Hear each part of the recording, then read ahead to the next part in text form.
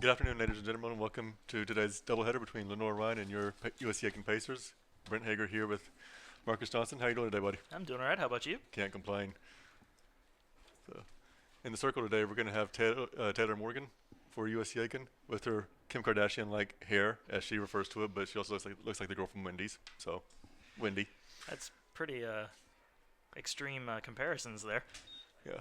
And leading off for Lenoir-Rhyne is Aaron Boone as she takes the strike to start the ball game.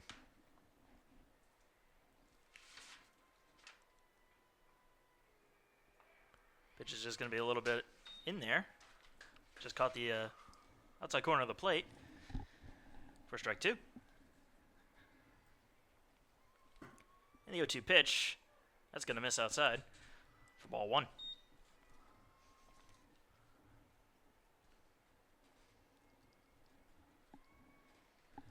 1-2 the count to Boone. And she's going to swing and miss at that one for strike three. The throw down to first in time for the first out of the inning. Now batting, Madison Poe. That'll bring up Madison Poe. Poe batting .258 on the year.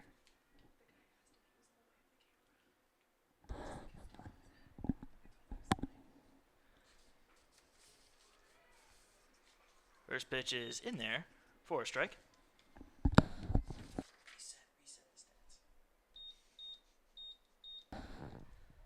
Second pitch is going to be outside for ball one to even the count up at 1-1.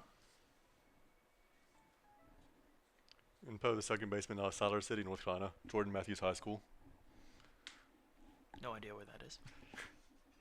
She's going to foul that one off, and the count now 1-2.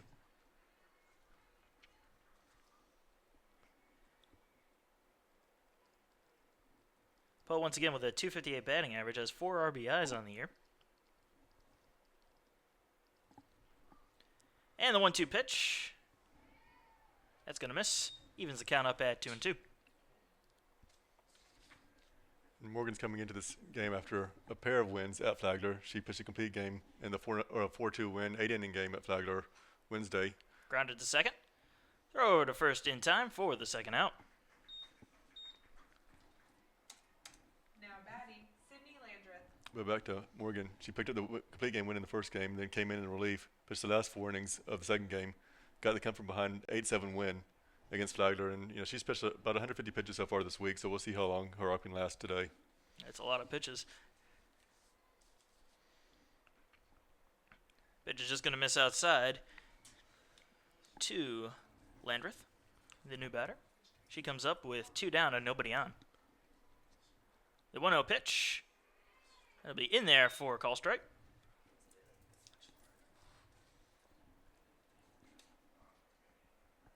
Landreth batting .413 on the year. Has 3 home runs and 18 RBIs. She's going to hit one into foul territory down the third base line. And the count will now be 1-2.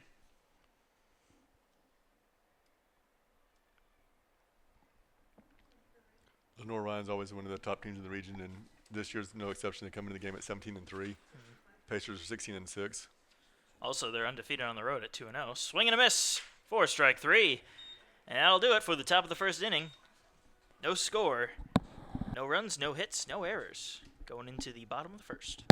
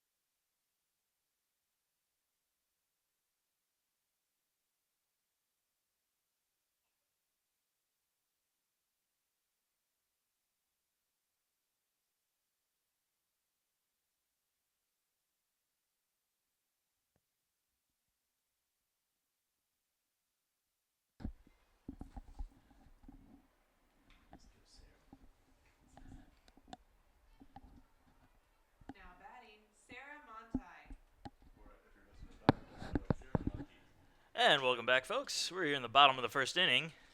Sarah Monty, sorry about that.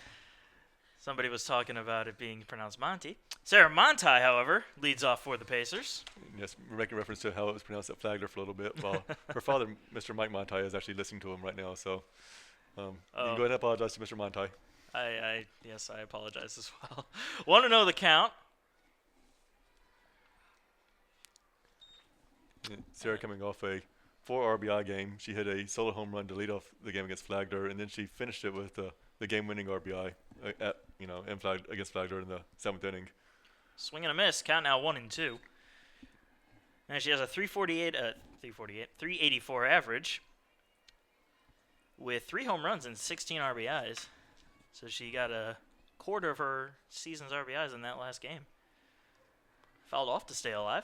Count 1-2. And she's really made a huge impact. Usually the number 2 batter, and she was utilized to sacrifice herself and get the runners over from first to second. But as our leadoff hitters have struggled lately, she's moved into the leadoff spot, and she's got power, and she's also can lay down the bunt and beat it out as well. So you really can't defend her.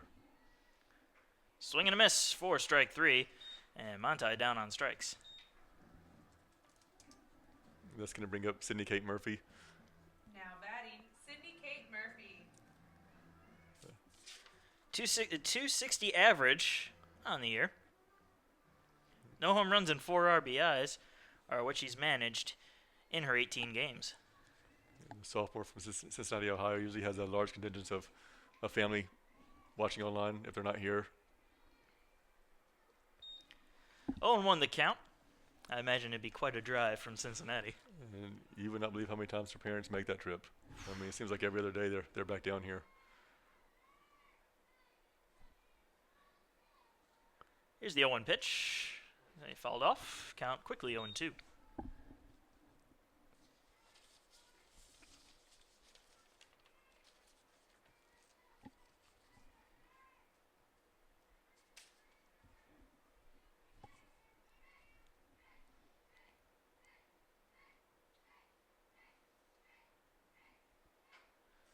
That'll be a bit high. Count now 1-2. And Lenoir-Rhyne, they're only allowing opponents to bat just over 200 so far this season, and that's a lot of they're 17-3 right now. They have 4 dominant pitchers. And here's the 1-2. Ground over to third. And over to first for the second out.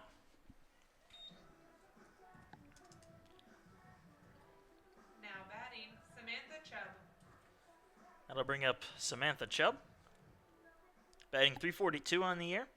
5 home runs and 24 RBIs. She's had a home run in each of the last 3 series. Game-winning grand slam against Carson Newman, and then had a 2-run home run in the 8th inning against Flagler last week. Definitely productive, and she leads the team actually in both home runs and RBIs.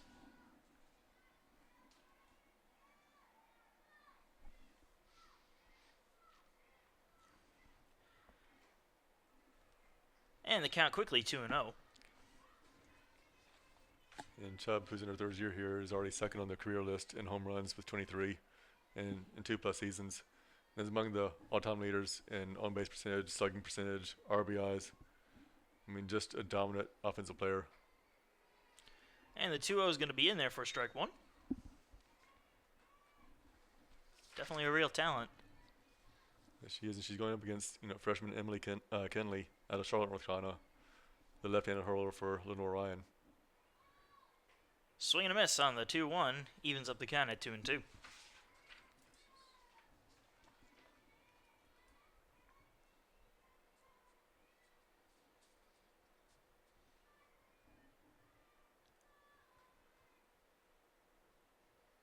Swing and a miss for strike 3. And Chubb down on strikes 4, the final out of the inning. So no runs, no hits, no errors, and no score. Here as we go into the top of the second.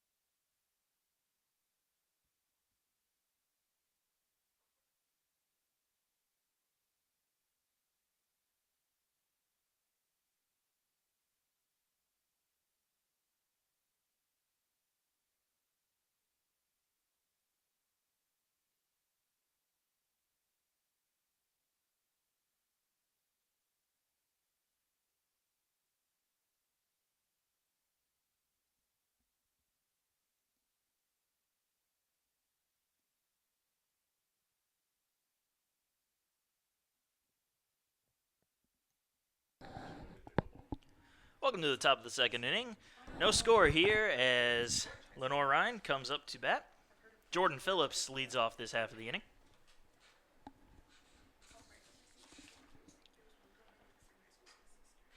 Phillips batting .406 on the year as she pops one into the left field for the first out.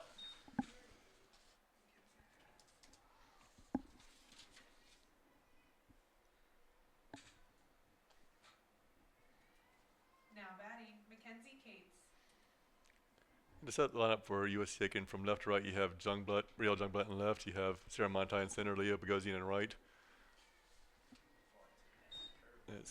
Morgan misses just a bit outside to Mackenzie Cates. At third base, you have Sam Chubb. Shortstop, Sydney Kate Murphy. Swing and a miss there to make it 1-1. Sarah Timmerman at second. Megan Jean Thrower at first. Behind the plates, Andrea Daring. And in the circle is Taylor Morgan. And the 1-1 pitch. Hitting to foul territory and out of play. Count now 1-2.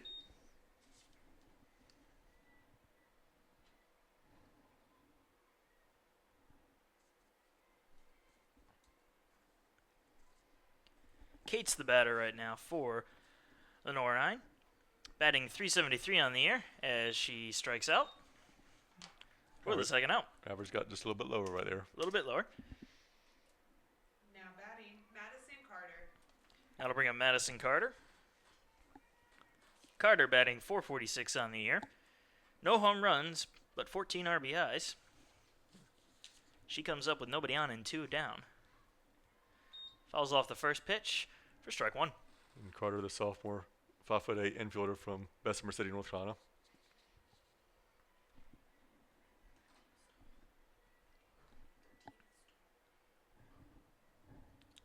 The 0-1 pitch. Gonna miss inside for ball 1.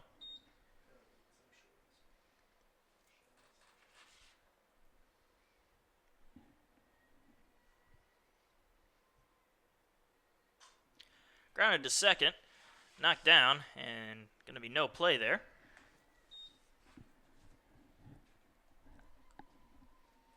Now batting, Ashley Oliver. Going to score that a hit. So a 2-out base hit puts a runner on first, and Ashley Oliver to the plate. Oliver with a .308 average, 2 home runs and 12 RBIs.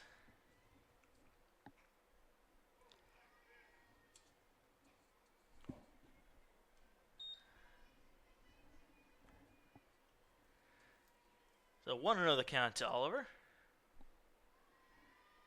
And the count now 2-0.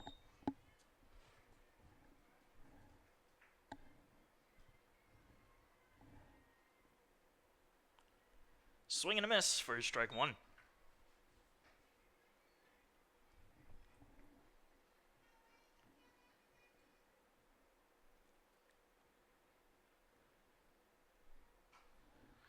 He popped into center field. And caught for the final out. So no runs, 1 hit, no errors, and still no score going into the bottom of the second inning.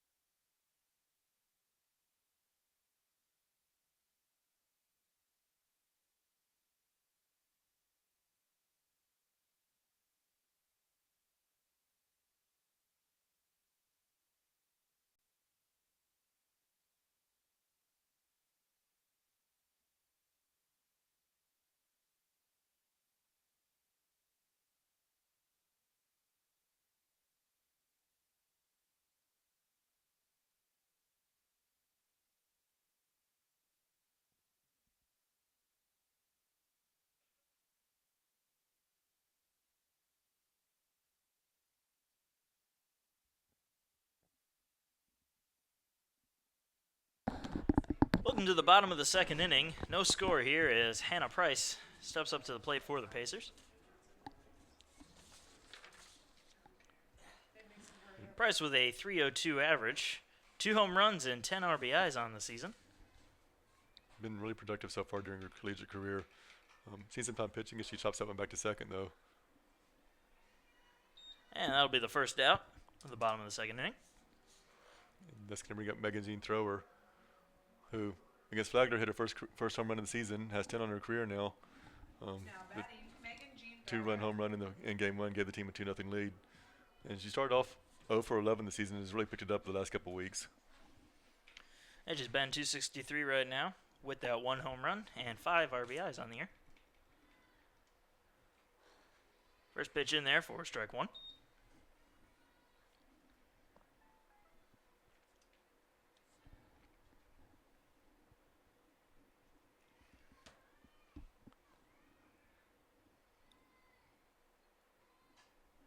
That one's going to be grounded to short.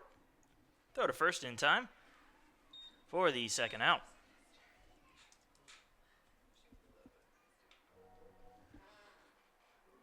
And that's going to bring up Taylor Morgan, Now pitcher, batting, Taylor Morgan. who loves to hit, and she came in a couple weeks ago as a pinch hitter.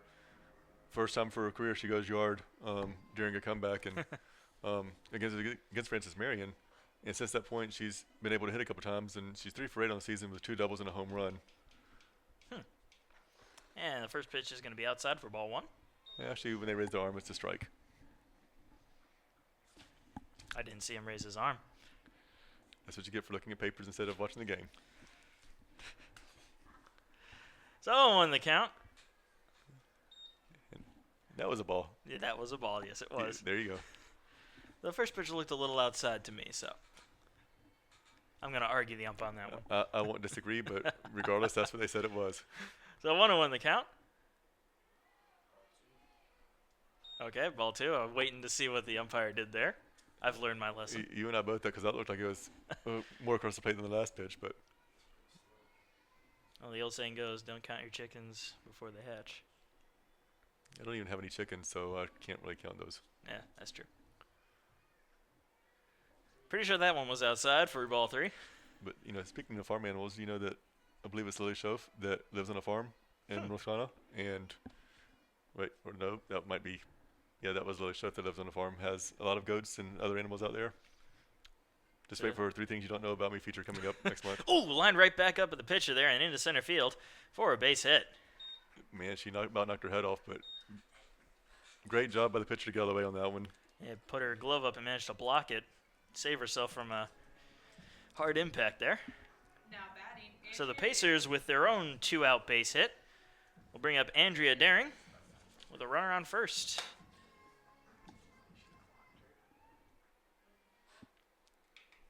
Daring batting 208 on the year. No home runs and 2 RBIs are what she's managed in her 20 games. That first pitch is going to miss for ball 1. And Daring's really done a great job of catching for Taylor Morgan, and is really the only one that can catch for her. We have a great slew of catchers, but she's so used to Taylor's pitching style that she's always behind the plate every time Taylor comes in. And some pitchers just, they like a certain catcher. And you'd imagine that Lenoir-Rhyne's pitcher-catcher combo would like each other, being that they're related. That'd be a safe bet, I think.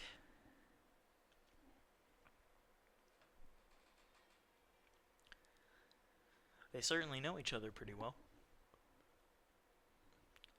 So 2-0 the count. We'll have to talk to their sports information director and see if there have ever been any arguments between, family arguments in, on the field. Hopefully not. But I know Wouldn't surprise me. I know if it's anything like me and my siblings, we would not get along hardly at all. Just take a little time right there, and everyone takes a break and gets ready to get set. And Kenley getting ready to pitch to Kenley. That was going to be in there for strike 1. 2-1 the count. Well, I wouldn't know anything about sibling rivalry. Only child. One was enough for your family? A little more than enough. Swing and a miss for strike 2. Yeah, so you got Deuces Wild. He goes 3 of a kind. You got 2 balls, 2 strikes, 2 outs. You're in the bottom of the second. Ah, Could almost yell Yahtzee. almost. If only the batter was number 2. Swing and a miss. Strike 3, and that'll do it. Here in the bottom of the second inning, Pacers get one hit, but are unable to bring her home as we go into the top of the third. No score.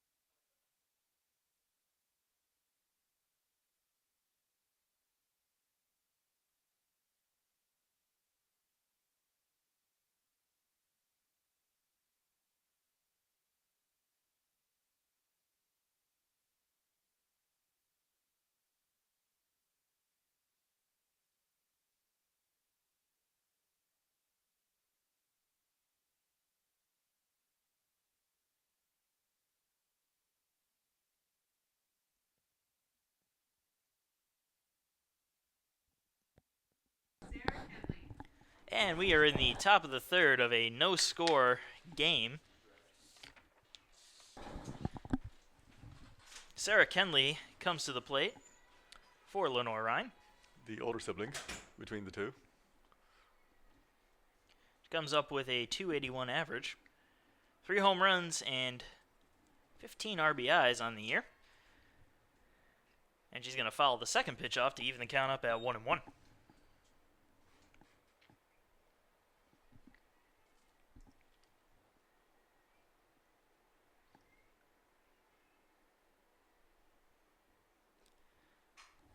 She's going to line that one into left field for a base hit. So the leadoff runner aboard. Now batting, Dakota Keller. That'll bring up Dakota Keller. And good job by John Butt to get over there and cut it off and make sure it was only staying at a single. I hate it whenever a hit goes into the corner. It usually spells trouble. So 1 on, nobody out. Show a bunt here as it's bunted foul.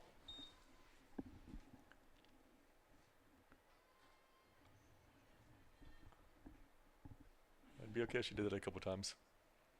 Just bunts it foul and get her out of there. But we'll see if she can lay one down here to try to sacrifice Kenley over. It's always nice to have a runner in scoring position. This one's bunted right back to the plate. Throw to first in time for the first out. But the bunt is successful. Runner moves over to second. Now batting, Aaron Boone. Almost would have thought about letting that one go. And the way it looked like it was coming, it was going to come back foul. Yeah. But Daring pounced on it. Well, they get it out anyway, so Bunts are outs, according to, Moneyball. it's true. Unless you got somebody with some incredible speed. First pitch in there for strike 1.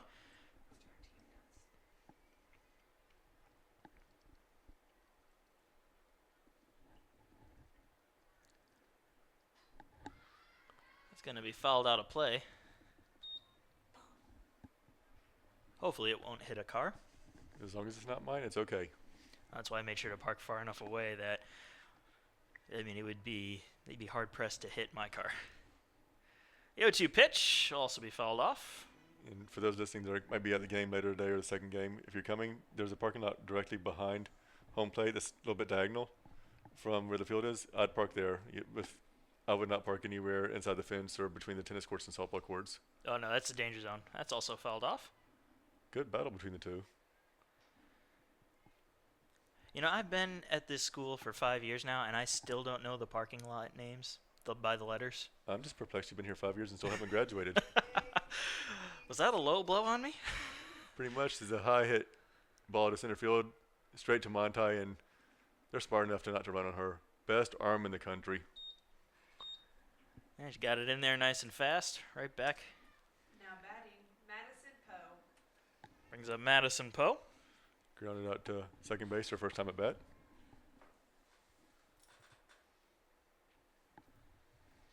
But the reason I haven't graduated in 5 years is I'm taking it nice and slow. I thought it was because you wanted to intern in our office. First pitch fouled off for strike one. But, you know, we've enjoyed having you over. Marcus, who those listening, has done virtually every single one of our baseball broadcasts as well this year.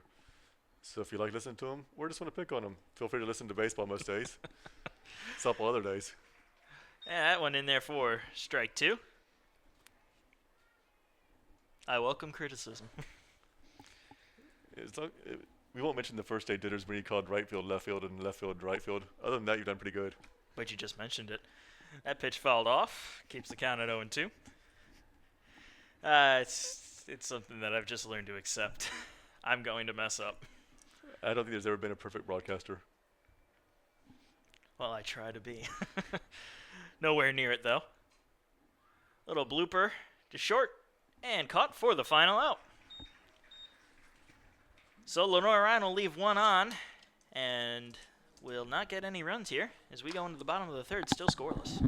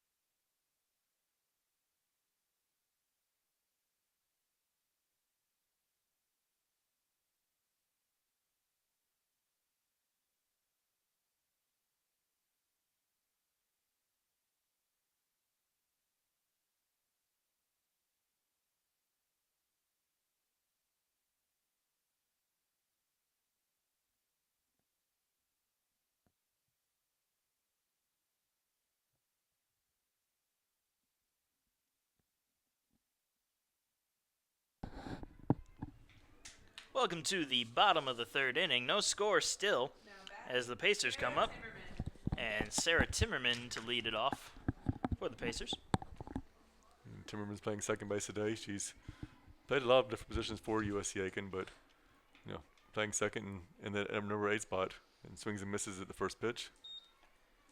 Yeah, Timmerman is .229 on the year. No home runs and no RBIs. But she does have a double on the year.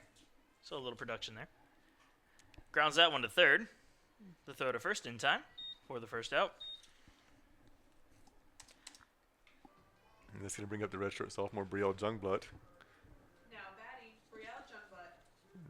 Jungblatt, who is probably the fastest kid on the team. She's learned to be a slap hitter during her career.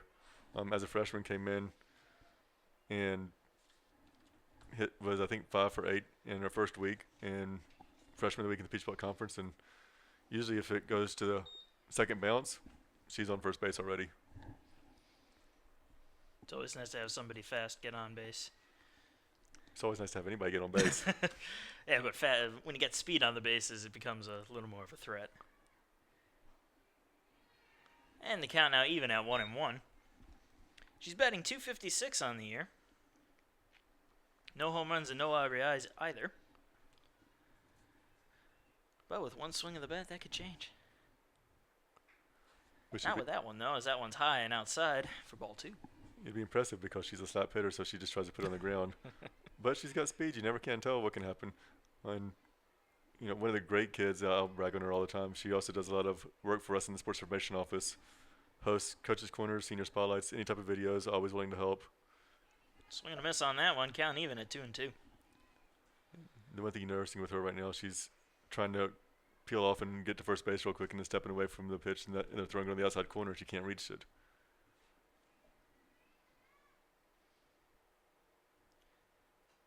Gonna foul that one off to just stay alive there.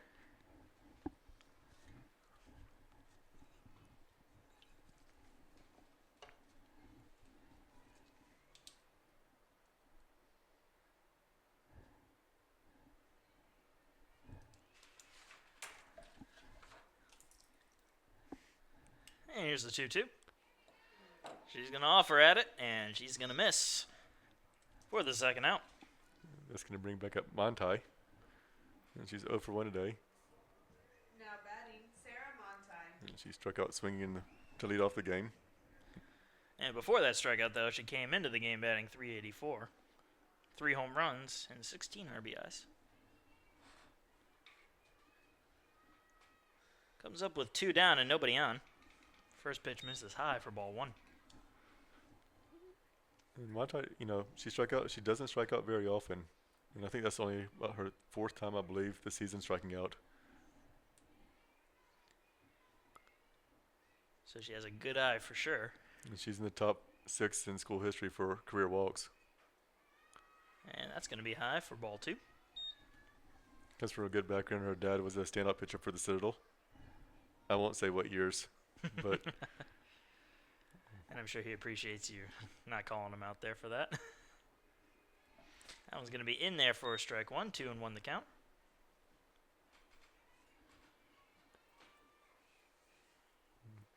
Her mother is in attendance. She got here a couple minutes after the first pitch. That one's going to be inside. 3-1 the count.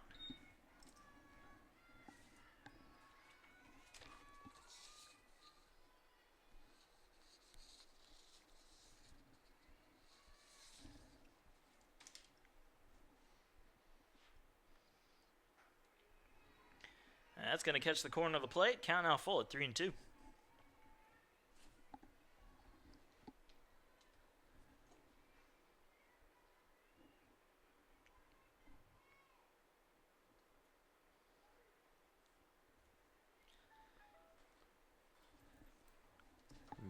Time is called.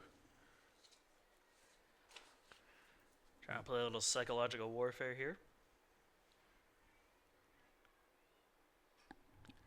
It's going to be fouled back and out of play. And we're just informed that Mr. Montai was played at the Citadel between 1984 and 1987, which he refers to as his glory days. So it's not that long ago. I was less than 10. As was I. In fact, But I still not that long ago. Swing and a miss for strike 3 for the final out of the inning. So we're still scoreless as we go into the top of the 4th inning.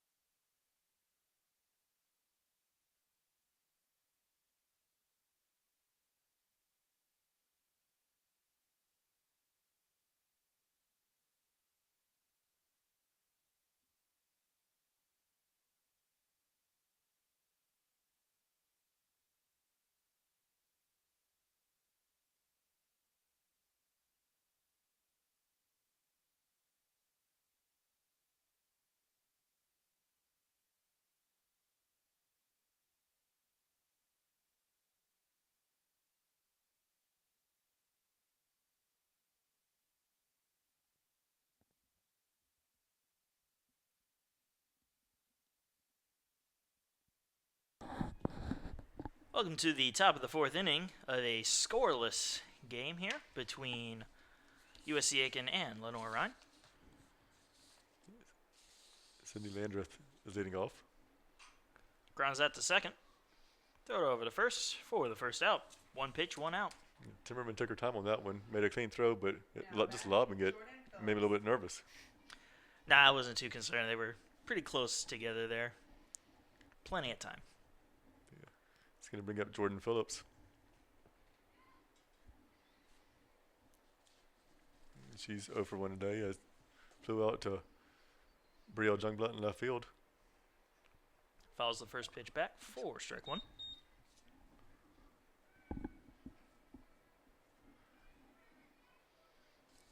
And as we're sitting here talking, we want to thank our sponsor, the Tyler's Tire and Auto Center.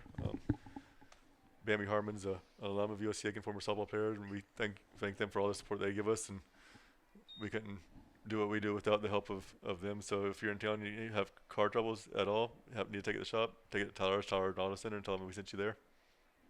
I've heard good reviews of them, so. Great people. 0-2 the count here.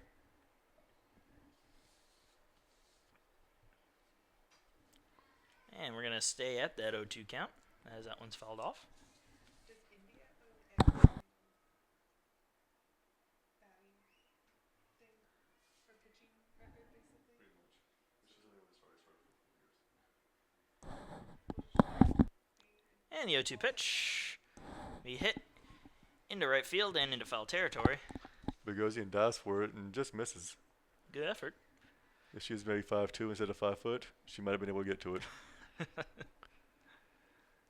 But she had 3 great catches in the game against Flagler. A couple of them saved a run, and just a great performance by her. She also caught the final out of the game, which I was a little bit nervous about. It knocked her down, but the ball weighs about as much as she does.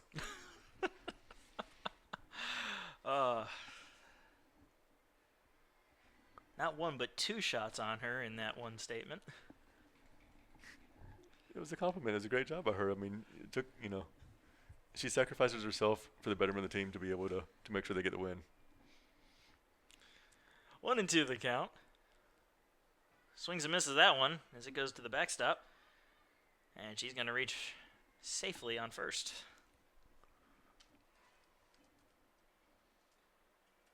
Now batting, Mackenzie Cates.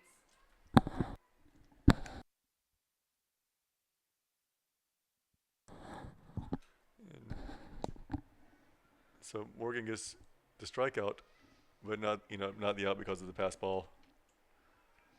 So there'll be a runner on first and 1 down.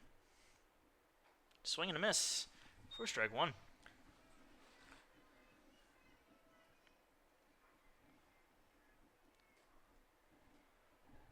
Morgan's 4th strikeout of the game.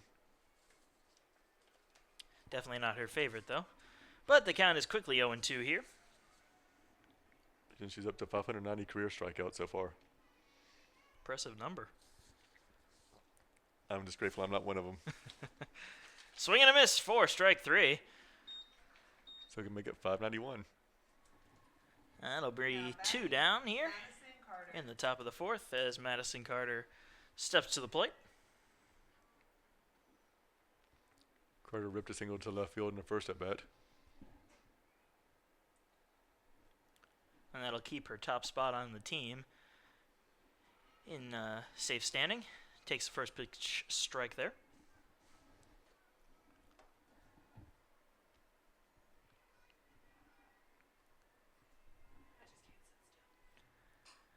That's going to be grounded over to third. Throw down to first in time for the final out. So a rare 4-out inning as we remain scoreless here as we go into the bottom of the 4th.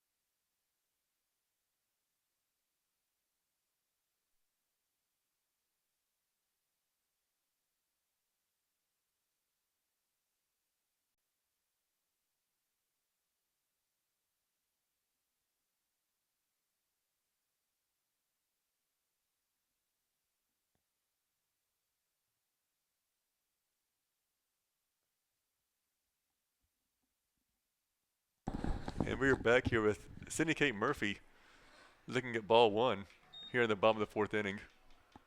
0-0 game. LR has 2 hits. Pacers have 1. USC Aiken looking to scratch a run across and take a lead. Definitely a real pitcher's duel here, and a fast-flowing game. I believe that one was fouled off on the check swing. I don't think she moved her bat. I think it just hit the bat. And that's kind of tough when trying to figure out what happened down there, and just touched the end of the bat, I think, and she didn't move it really. Well, the count's 1-1. That one's going to be grounded foul, and the count now 1-2.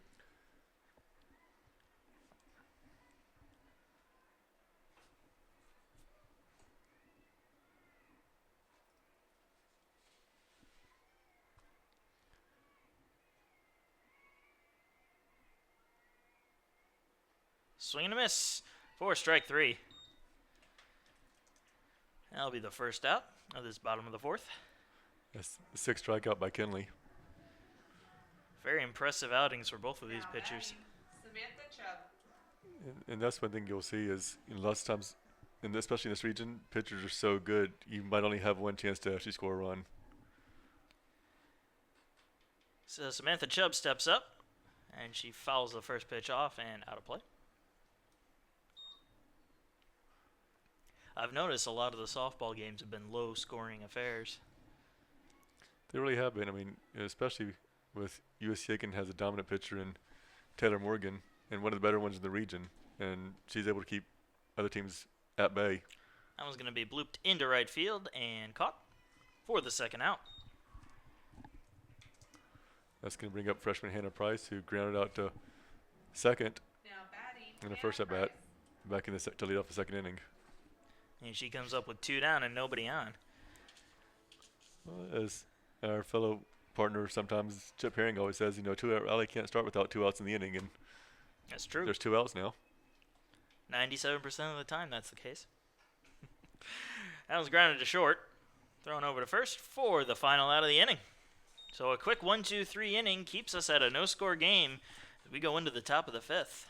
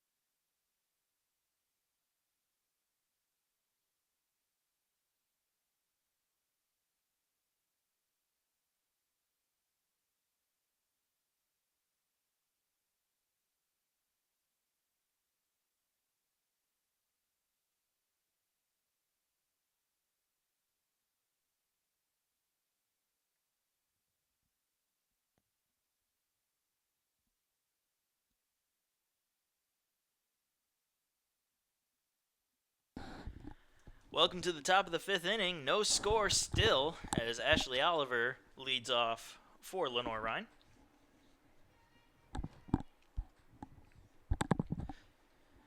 Some people I talk to, they like a high-scoring game, but I don't mind these pitching duels. They can be exciting to watch. The high-scoring game you got used to the other night with baseball, the 18-1 game that lasted, it seemed like, about 5 hours. Well, that's different, though. I mean, talking about high scoring for both teams, but when you get a game like this, when it's just one team, you just kind of want to take a bit of a nap. And you really could have taken a nap in that game. I could have. I believe it was a 9-run 5th inning. I think so. I'll have to check my stat book. But the count now 2-1 after that foul. My stat book, which is made up of high school graphing paper. You see, you did really well in that class. I'm not going to say. Here's the 2-1. Be in there for strike 2 to even the count up at 2-2. Nice off-speed pitch. They call the outside corner. Let's just say I had nightmares of geometry. We blooped to short and second, but caught by the shortstop. Good hustle by Sydney Kate Murphy to range over there and catch it. Just in front of the bag at second. Now batting, That was Sarah Kenley. pretty much either one's ball. She just got there a little bit faster. She's greedy. She don't like sharing. I'm sure they don't mind as long as she gets the out. And that's going to bring up Kenley, the catcher. One of the two Kenleys on today's team.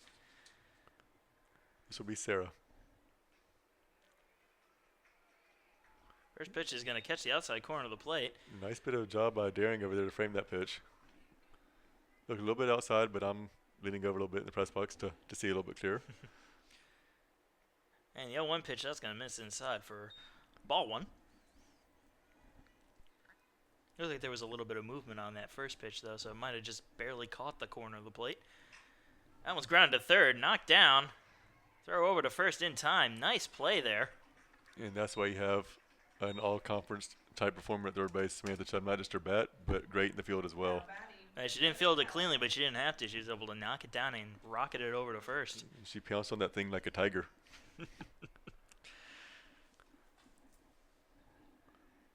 I'm sure she'd rather be called something else. Well, princesses don't pounce on stuff. Like she's the self-proclaimed princess. That's what I mean. So That's going to be a blooper into shallow left and caught for the final out. So another quick 1-2-3 inning keeps us scoreless as we go into the bottom of the fifth.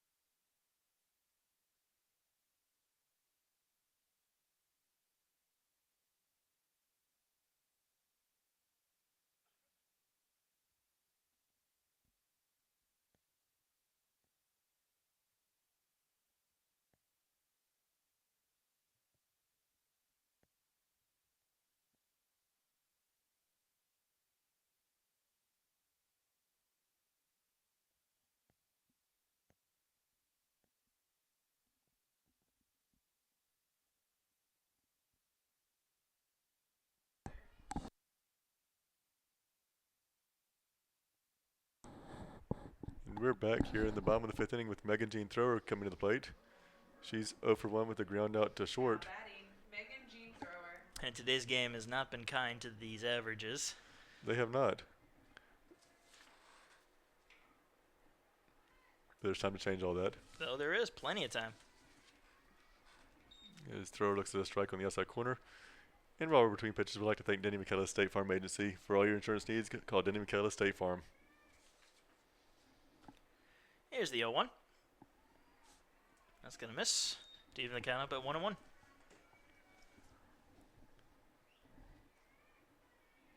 I'll let you handle all those pitches. Not the pitches in the game, but the The sales pitches. sales pitches, yeah. Swing and a miss. Strike two. And we laugh a little bit, but we try to fit all of our sponsors in for Oh, yeah. pitchersports.com because they do such an amazing job. We couldn't broadcast, all the equipment that we've got and the better cameras. Everything is because of these sponsors that have helped us out tremendously over the past year and a half and close to 2 years. And one of them, South Carolina Education Lottery, which I played a scratch-off ticket again today and I won again. So thank you for that, South Carolina Education Lottery. And 2-2 pitch is going to miss outside. Count full at 3-2. How much you win? $15. Lucky. So More than I've ever won. I've done pretty well as of late, but I think my luck's about ready to run out. So unlike Megan G. Thrower, who looked just pretty good right there as she Yep. takes a walk to first base. She gambled, and she gambled right on that 3-2 pitch. Most I've ever won Now on a scratch batting, off is Taylor 6. Morgan. And Taylor Morgan's come to the plate as we can have a pinch runner for Thrower. It looks like Taylor Allen. When she turns around, we'll be able to confirm that. I'm gonna go ahead and confirm it because she's the tallest one of the pinch runners.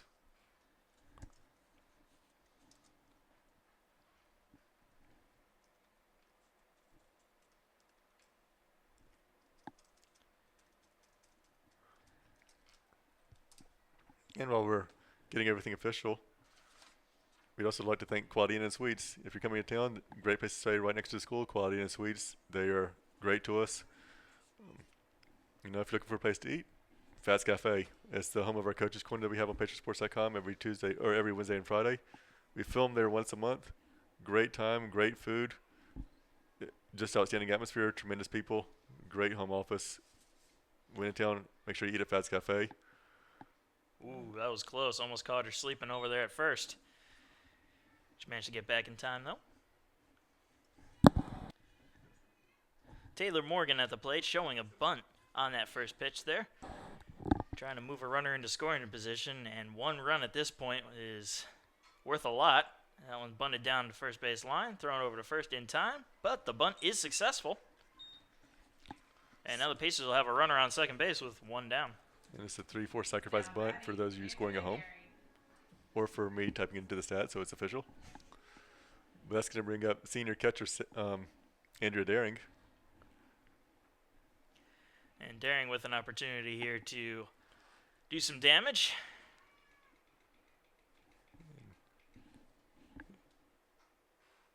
That one's going to be in there for strike 1.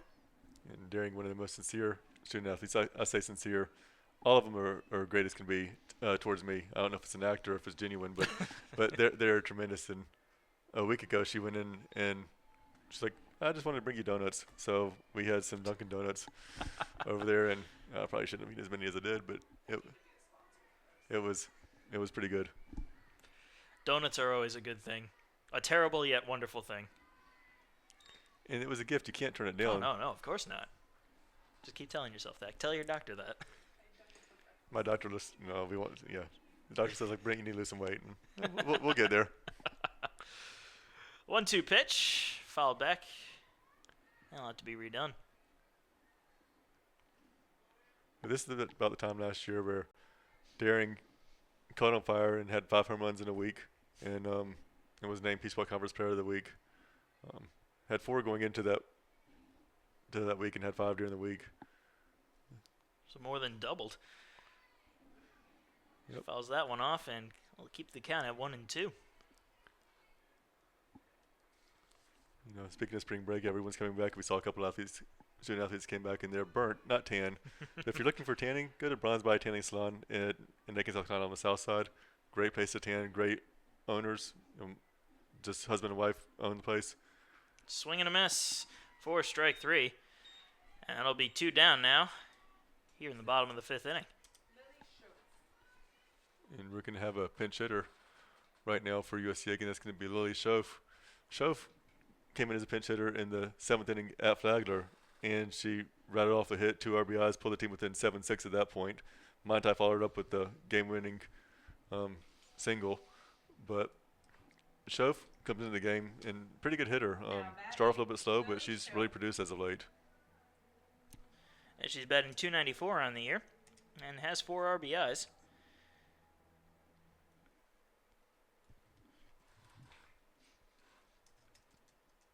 So .294 is a decent average. It is. I mean, she struggled for the first few times at the plate, and she doesn't have that many at bats right now. So she's not an everyday player. She's a catcher.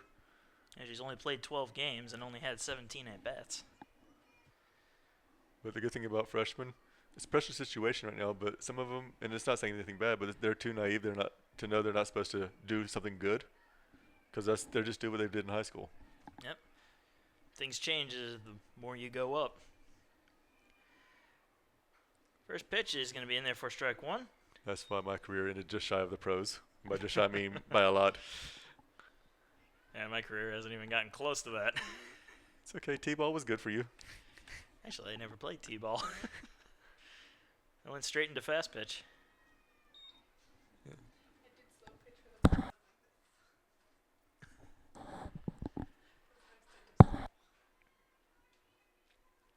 So the real shock is when I move down here, though. Here's the 1-1 pitch. It's going to be hit to short.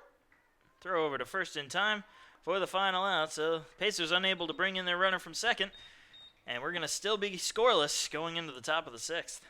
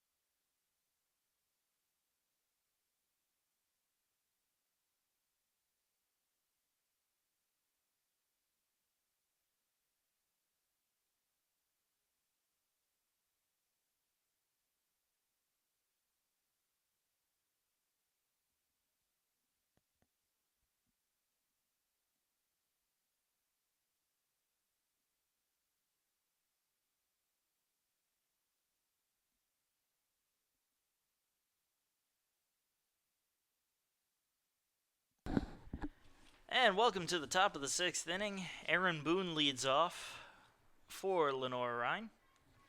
Still scoreless.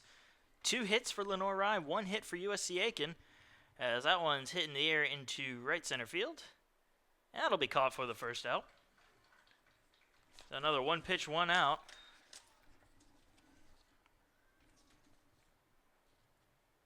Now batting, Madison Poe. That'll bring up Madison Poe. Poe looking to get something started here. And the first pitch, that'll be in there for strike 1.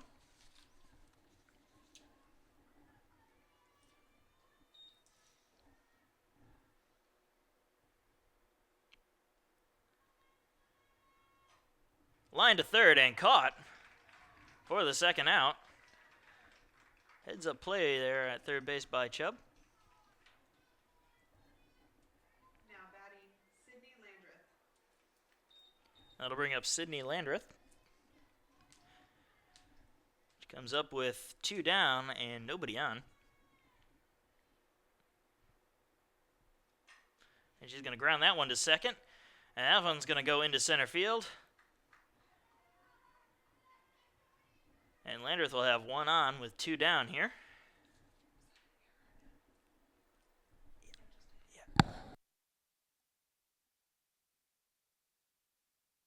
Now batting, Jordan Phillips. That'll bring up Jordan Phillips. She'll have a runner on first with 2 out. Looking at the 2 out there for the outs and thinking it means second. First pitch is going to miss outside and high for ball 1.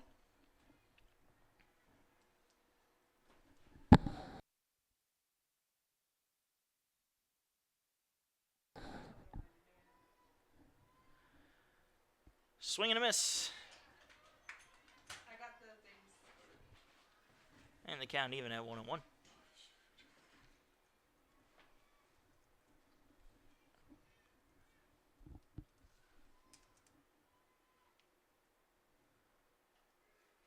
And that one's going to catch the outside corner there for strike 2. 1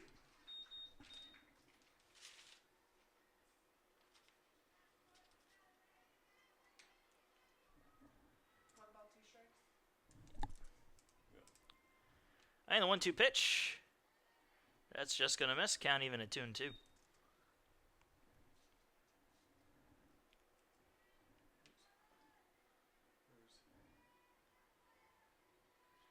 that one. That was going to be outside, and the count now full.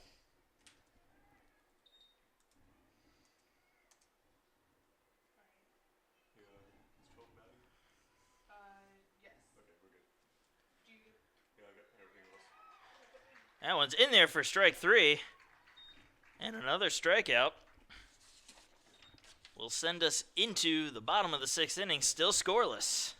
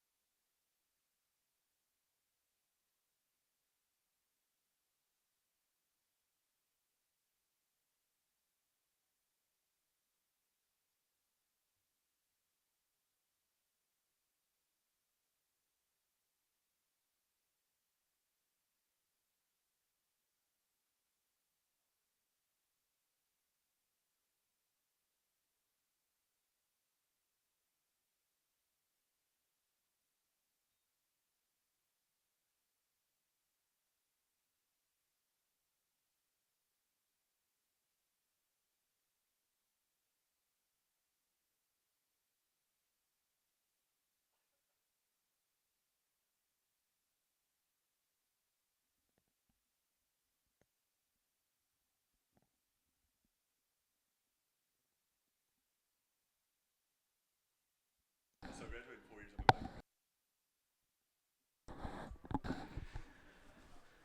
And welcome to the bottom of the 6th inning. Still no score. And Jungblut taking a little step up to the plate. Jungblut 0 for 1, struck out swinging. Only 4 hits in this game. Combined, I should say. She fouls off that first pitch for strike 1. And your math skills are so good, we might want to switch majors from comm to math. I know, I'm so good at math. A little bit of sarcasm. Oh, yeah. Okay, just making sure that you know. Oh, trust me, I know I know about that.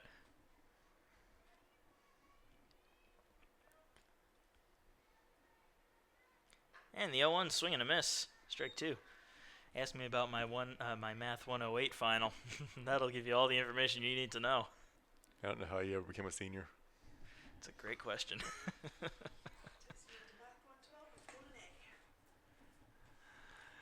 And the 0-2 pitch. That'll be fouled off. But even the foul ball, you can see the kind of speed that she has. I mean, by the time it bounced the second time, she was about 3 feet away from first base. She was, yeah. With the bat in her hand. Well, you know, if she ends up having a close play, she can just kind of take that bat and knock the ball out of the hand. She's not violent. And the 0-2 once again. That'll be high. And the count 1-2. Good eye by Jungblut to watch out when. Where usually as a slapper, she's just trying to, you know, you can 3 straight pitches she's trying to get on and she'll swing out, but.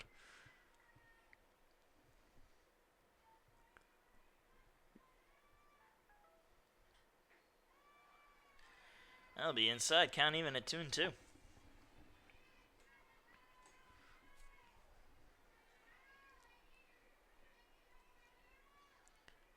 know, pretty good crowd this afternoon for being spring break, and you know, Lenoir-Rhyne traveled well, but a lot of Pacers in the stands today.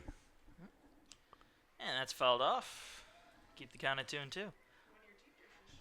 Yes, I see actually in the crowd Dr. Wilson out there.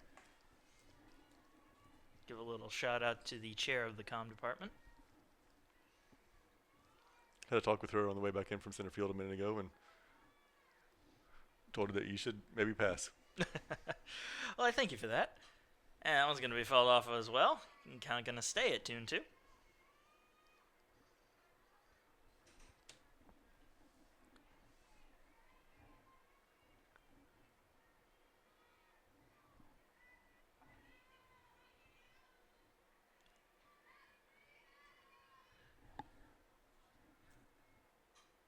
That one's going to be grounded slowly. And that's a single all day long. She jumped and swung at that one, but she deadened the ball about 3 feet away from home plate, and she can run 60 feet farther than the catcher can go 3 feet and get the ball.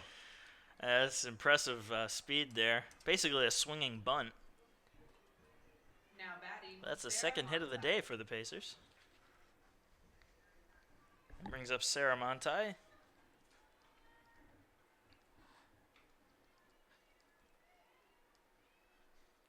And she lays down a bunt there down the first base line. And the Pacers may have something going here as they now have a runner on second. And only one down. And that was her 31st career sacrifice bunt, which only puts her 6 behind Brittany Williamson for second place on the career list. Now batting. Sacrifice bunts, though. They're not really that big of a record, I think. That's just my opinion, In softball, they are. Maybe in softball. But I'm a baseball guy. That one's going to be outside. Cindy Kate Murphy takes ball 1. A lot of similarities between softball and baseball, but they are, when it comes down to it, 2 different sports. Otherwise, they'd be called the same thing. That's true. And the 1-0, that's going to be grounded right back to the pitcher. He has a little trouble handling it, but makes the play at first. But the Pacers now have a runner on third with 2 down. And Samantha Chubb coming to the plate. Now batting. Samantha Chubb. Was that a sacrifice on Sydney's part? No, it's just a ground out.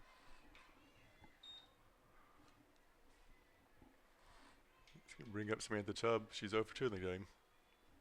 Has an opportunity to do something here with a runner on third. She's going to hit one into center field. At the warning track almost, but there's no warning track. Yeah, there is no warning track. It's just grass out there.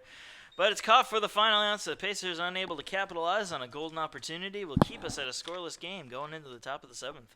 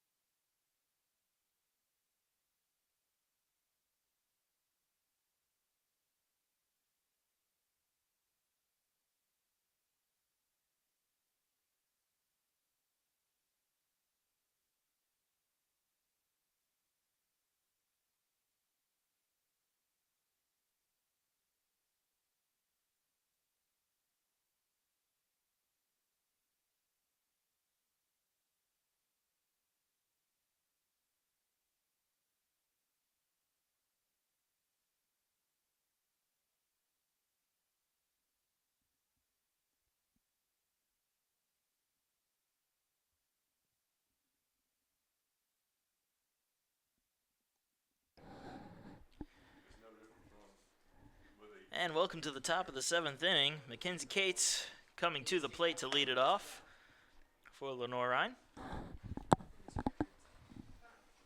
She's going to foul that first one off.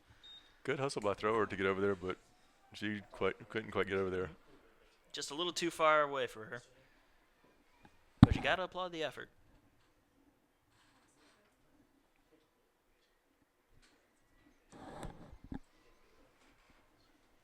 So 0-1 is the count. And now it's 0-2 with that swing and a miss. You know, during the games, I get a lot of text messages from parents and fans that are watching our games, and they say since this is your first softball game, between games you just take me out to the ball game. As that one's popped up to third base, Chubb under it, makes the catch for the first out. I mean, I have been told that I have a decent singing voice. Now batting. I did do choir in middle school. There's some things you don't bring up on air, but you've already done that. Oh, I have no shame in that. No shame whatsoever. I enjoyed my time in choir.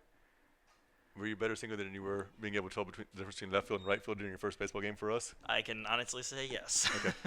I made the all-county chorus. Those were good. Those were good times. But my school was very big on music, so if you were in the either the band or the chorus, you were kind of a big deal, as I put quotation marks around that. So you had about how many people in school? Like 10, 12? Oh no, it was actually a pretty big school. We had about 500 people, I think, in my my 7th grade class. Oh wow. Yeah, it was a decent sized school. Popped up to right field. I got it right for the second out. And I want to say that's the first time Bogosian's ever caught the ball and not fallen down. Ashley Oliver. And I mean, we joke about, but she's 5 foot tall, doesn't weigh very much. Such a huge personality, though. I mean, she comes in the room, she announces her presence with authority. I am here. Pay attention to me. Yep. And she's also really quick to retweet and like everything that we put online, like within seconds. So Ashley Oliver up to the plate right now with 2 down. And quickly a 2-0 count.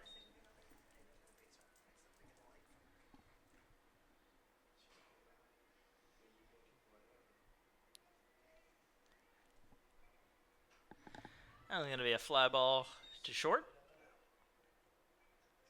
And coming over to make the catch Is Timmerman for the Thank you final for out. that. I was kinda blinking on the name for a second there. I'm like, I was confused on that one because it was right in front of Cindy Murphy, but Timmerman, yeah, she came all the way over and made the catch there. which maybe Cindy Murphy didn't, wasn't vocal enough to call her off on that one, so she just kept coming and coming.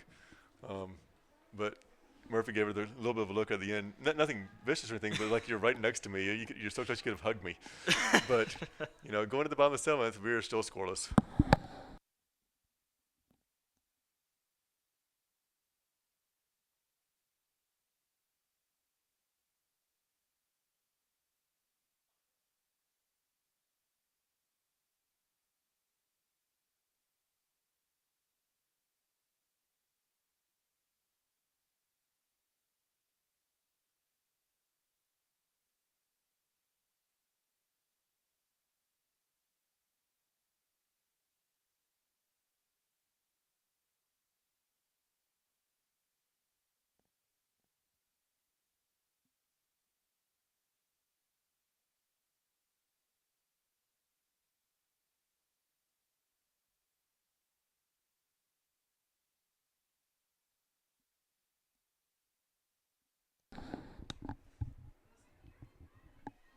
Now batting, Hannah Price.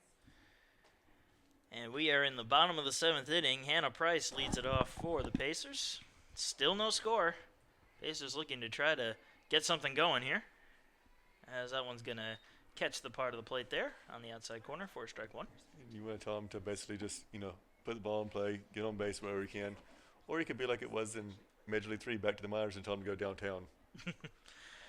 Any way you can get a run, that's pretty much what it is at this point. Count even at 1-1. Earned, unearned, it doesn't matter. Just get a run in if you're the Pacers. And you can walk them in. And the 1-1 fouled back. 1-2 the count. Good cut by Price. Looks like, if I remember correctly, during Mariano Rivera's 500 save, he got his first career RBI. He was at the plate with the bases loaded, and he walked him in. Any way you can get him. Grounded to first. Nice little fielding there for the first out. That's going to bring up Megan Jean Thrower.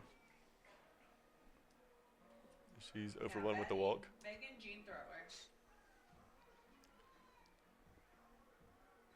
The fact that she's only had 1 at bat today just shows you how well these pitchers have been doing. 3 hits for Lenoir-Rhyne, 2 for USC Aiken. Oh, yeah. First pitch in there for strike 1. I'm just impressed with this freshman for, Kenley from Lenoir-Rhyne. Just Oh, yeah. to come in and perform as well as she is in the first game of doubleheader, it is impressive. That one's going to be hit into left field, but caught for the second out. Got a good piece of that one, but unfortunately for them, grabbed for the second out. That's going to bring up the pitcher. Now batting. Has a chance to help her cause here today. If she does well, it's probably because of the hair. That's what she talks about. When she goes to the 2 braids on the side, like Pippi Longstocking or the Wendy's girl. Yeah. Wendy. It makes a difference. She refers to herself as Kim Kardashian look, like hair, but I don't see it. I don't know why you want to compare yourself to Kim Kardashian in any way, shape, or form. I don't judge. But 1-0 count. She swings out and fouls out and back. 1-1 now.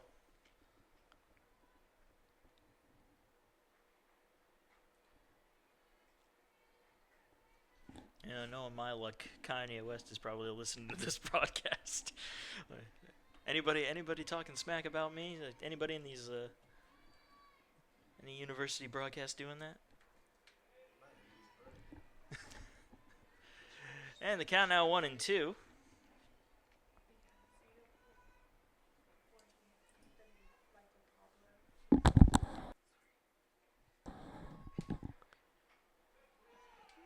That one's just going to miss outside. Count 2-2. Good pitch. Very good pitch. And nice effort by the sister to try to frame it, but good eye by Morgan. 2s across the board. That's going to be grounded slowly to third. Throw it to first in time for the final out. So another 1-2-3 inning. Keeps us scoreless here in the 7th, going into the top of the 8th.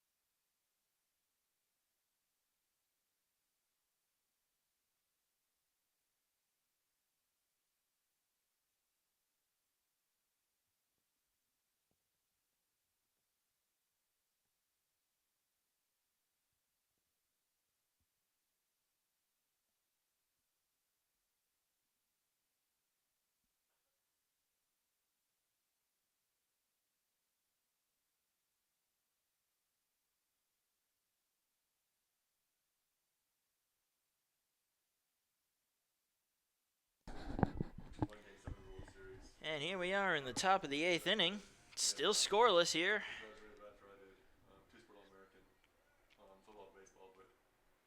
And that first pitch there is going to miss for ball 1. He ended more like Crash Davis. He caught for Rogers and I mean, he like 7 different teams. Could never catch on the majors really, but he also played circuit ball too, so I mean, not really too bad of a career. And the 1-0.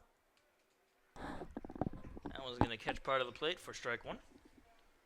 That was about the same area where Morgan had a ball when she was at bat. And it's all a judgment call out there. And we don't have the best eye up here. That's true. That one's fouled off for strike 2. At least when they foul it off, you know exactly what that pitch is going to be called.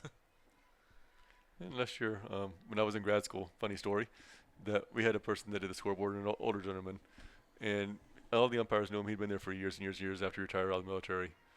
And was talking one day, and he put up a ball, and the umpire was like, "That was a strike." And he was like, "No, that was a ball." The umpire said, "Sam, she swung at the pitch." So Count 2-2 now. And now it's going to be full with that pitch.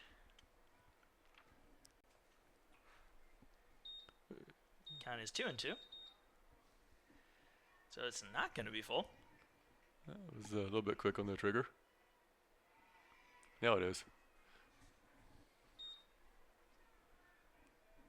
I'm not sure where I got the extra pitch from.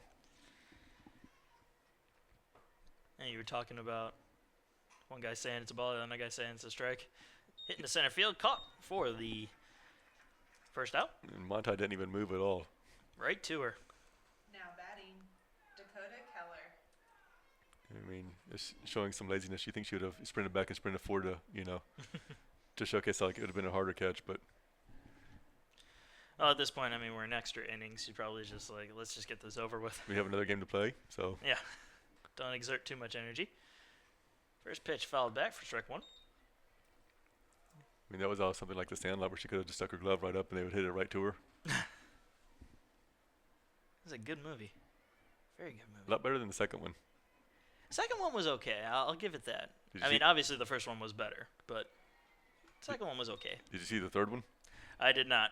I would not. Not recommend it? Okay. No. I didn't even know they had a third one. Yeah, straight to DVD. Ah, that explains it. There's the 1-1 pitch. Swing and a miss. Way ahead of that one. That was a great off-speed pitch. She could have swung twice on that one. Pretty much. The whole Bugs Bunny thing. 1, 2, 3. Mm-hmm. 1-2 pitch with one out. Grounded to third, and that's going to get into left field. And that's going to be a hit. Oh, yeah. Not a guaranteed play there for Chubb. Now batting, Aaron Boone. Yeah, it's difficult because, the closest she is in, if she's playing back a couple feet, she probably is able to make that play. But third baseman, if you're not playing in, they're going to bunt the ball all day long. Mm-hmm. That's going to bring up Aaron Boone with one out.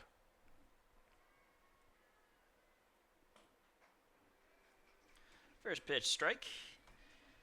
So the count 0-1.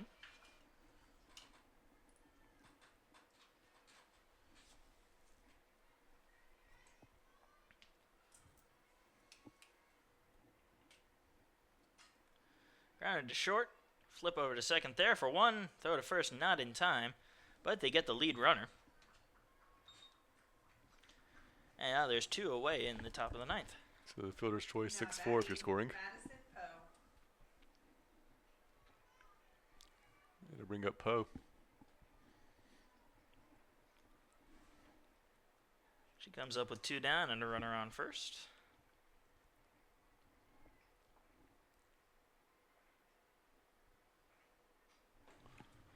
That one's going to be hit foul for strike 1.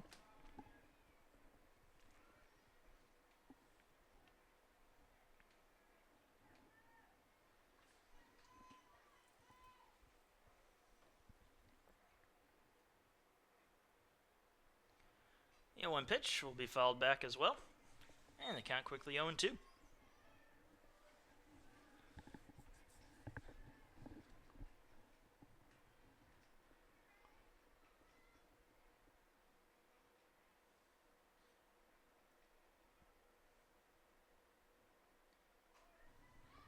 And another foul ball. Hit and run was on that play. So Lenoir-Rhyne looking to get things in motion and try to get people out of position to get the ball out of the infield and At this point, try to do everything you can. put runners at the corners about. Swing and a miss. Strike 3 and the final out of the top of the 8th. We're still scoreless going into the bottom of this inning.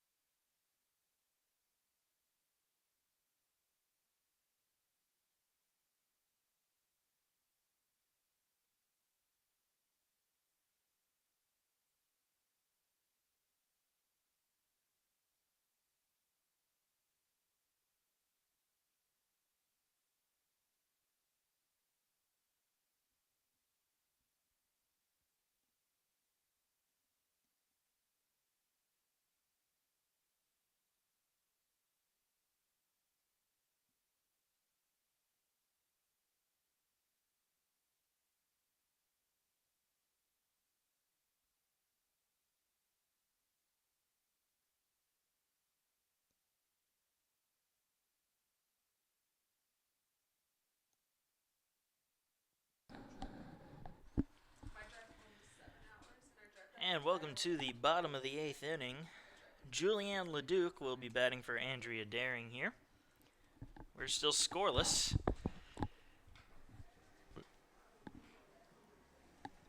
Now batting, Julianne Leduc. Leduc comes in with a 188 average and 1 RBI on the year. But she talked last week in the office and said, I just want to be able to go out there and, give me a chance to hit and hopefully she can get in there and make something happen. She got a chance right here and right now. got the best chance of anybody to get a hit at this point in time. Yeah, that's very true. Pacers only have 2 hits today. And only 3 base runners, with thrower earning a walk. That was probably their best chance to score a run, too, with that walk. Well, let's hope that they get another chance here in this inning, as LeDuc swings and misses at that pitch. And, Actually, I think their best chance was that bunting hit a couple innings ago. Got quickly 0-2. LeDuc, the junior from Middleburg, Florida, St. John's River State transfer.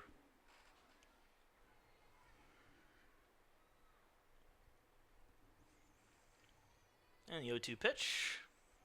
That'll miss for ball 1.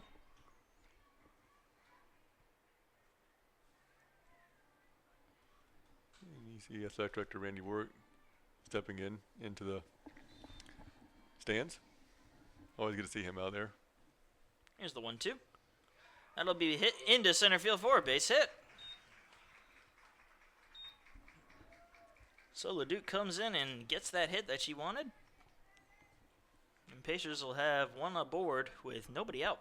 You got Sarah Timmerman at the plate. Now batting, Sarah Timmerman. And it wouldn't surprise me here if he sits there and says lay one down, sacrifice bunt. And 1 run is all they need right now. The infield playing so far in. And show bunt there.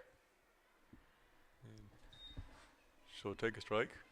I mean, that was hard to do something with the pitch on the opposite side of the plate, but might be one of the easier pitches to lay one down for. And she'll do just that. And they're going to throw it over to second.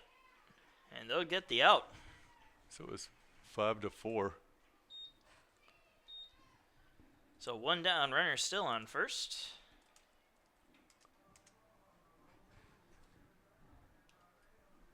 Now batting, Brielle Jungblut. And it'll bring up Brielle Jungblut. Hit that big single from about 3 feet away from home plate on her last at bat. Yep. That was the one that had the best opportunity. She made it all the way to third base. She swings at that one and fouls it off.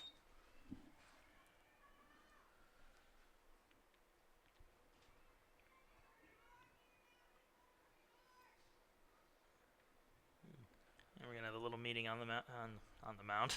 In the circle? In the circle. Went on autopilot there. A little bit of a difference between baseball and softball. Just a little, couple little differences. But as they take a quick talk, let's go ahead and take a quick break, and we'll be back in just a moment.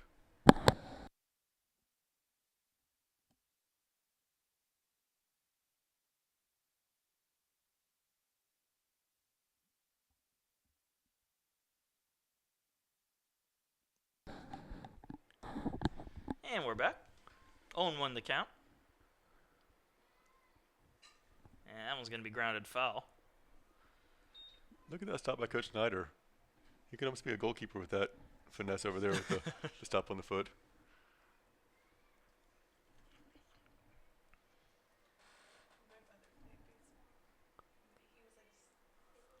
So 0-2 the count to Jungblut.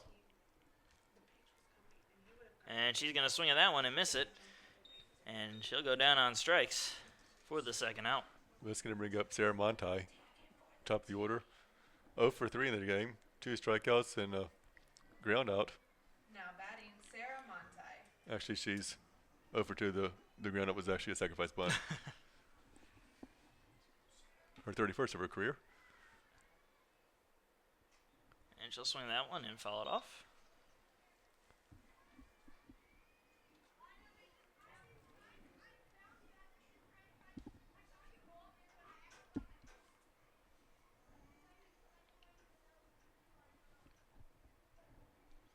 And the 0-1. That's going to be high. Count even at 1-1.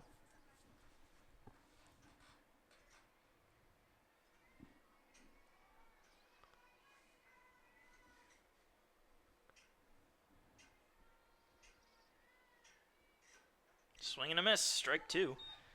And the count 1-2. And she wanted all of that. Yeah, she did.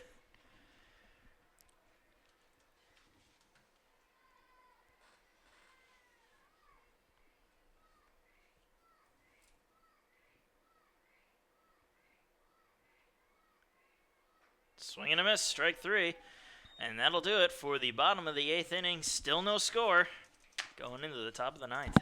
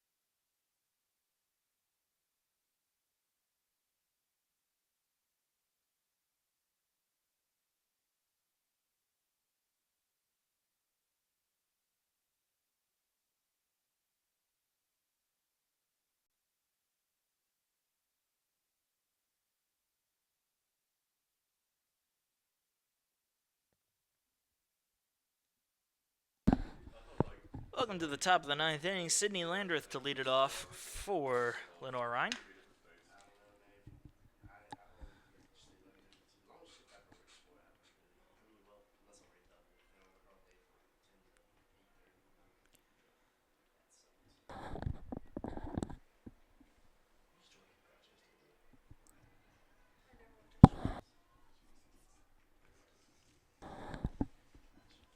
Still waiting for the first pitch of this inning, and there it is. It's going to be outside for ball 1. Still waiting for the first strike of the inning. That we are.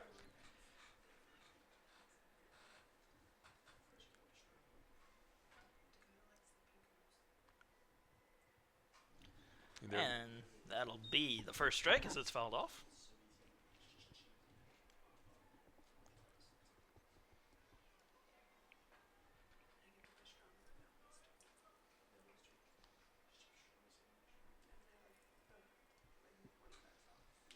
And the 1-1.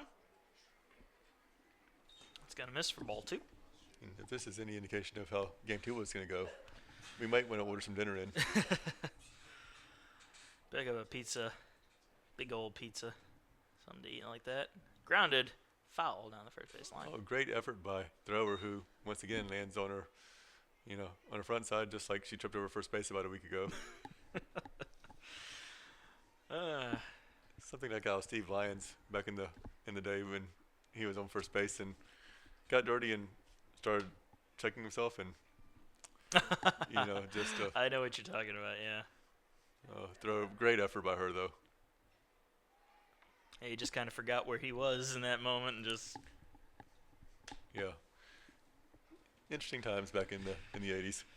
I wasn't around for much of it, but I wasn't around for any of it. 3-2 the count now.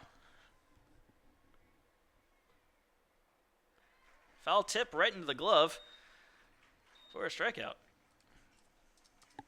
Now batting, Jordan Phillips. it's going to bring up Jordan Phillips, who in her last at bat struck out swinging but still reached first. Yeah, one of those things pitchers don't like to remember. But the good thing was Morgan got out of the inning unscathed. Yeah, that's the positive side of it.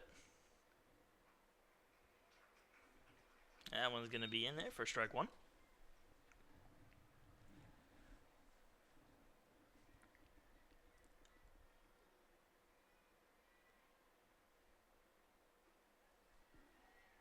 And that'll be ball 1. Counting even at 1-1. The crazy thing about this, we're in the 9th inning, an hour and 41 minutes. Fast flowing game. Fouled off and the count 1-2. A little different from those baseball games. It seems like this year they've lasted a little bit longer than in years past, and we've seen several 3.5 hour ball games at least, if not longer. Well, there've been a lot of extended innings off of errors on both sides of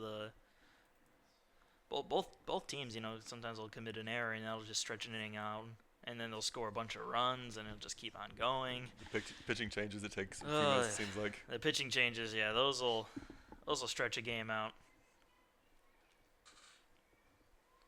And Kenny Thomas has a lot of pitchers in his bullpen to work with, so he may even just send out one guy for one batter. And I want to say that they have around about 20 to 25 guys on the roster that are pitchers. And another foul ball will keep us at this 1-2 count.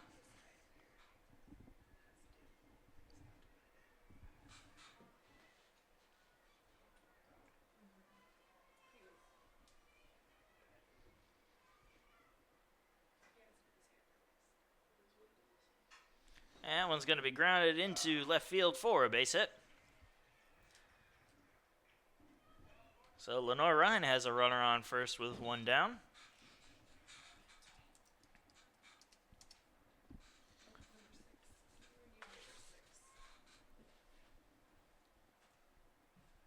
Looks like we will have a pinch hitter for Lenoir-Rhyne. Now batting, Annie Marie Lackey.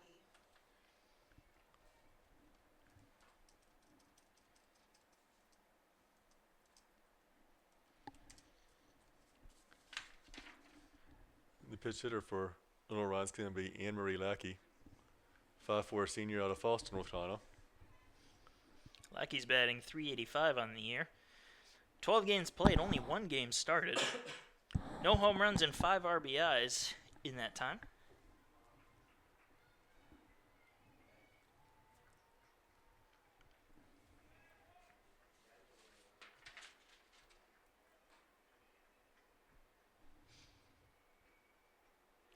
And the first pitch is going to miss for a ball.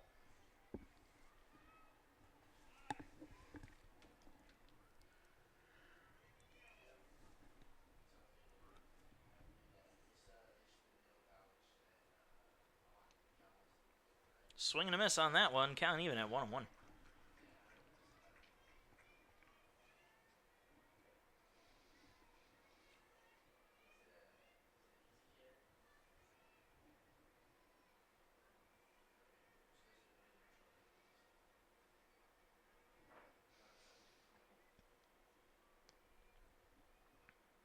Yeah, that one's going to miss outside, ball 2. You definitely want to be careful and not throw anything really over the plate, but you want to make sure that you at least get the out. That's true. You don't want to put runners on first and second, or even worse. Especially at this stage of the game.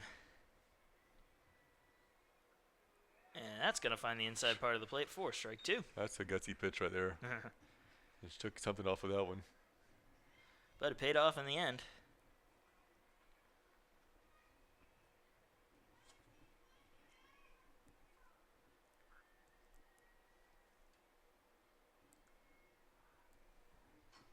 Two popped up, staying in the infield, and caught for the second out. Now batting, Madison Carter. That'll bring up Madison Carter.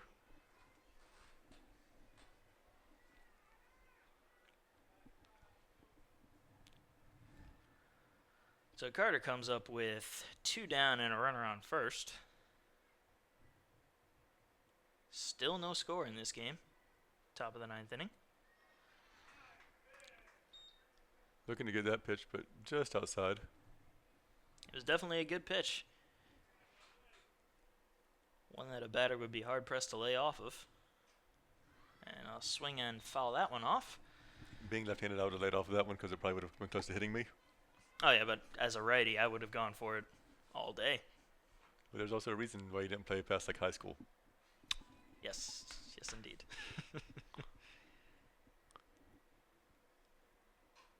That one's going to be lined into right field for a base hit, and that'll go all the way to the wall. And there's going to be runners on second, and there's going to be a score here as they send the runner around third. And that's the first run of the game here, and a big one, as Lenoir-Rhyne leads this one 1-0 on the RBI double.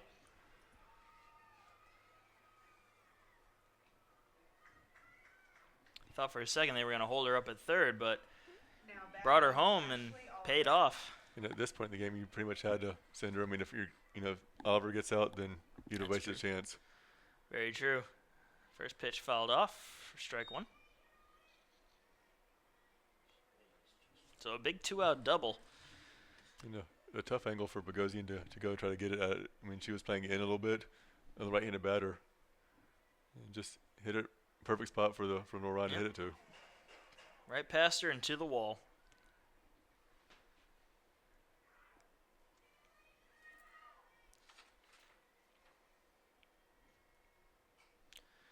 That one's going to be hit short.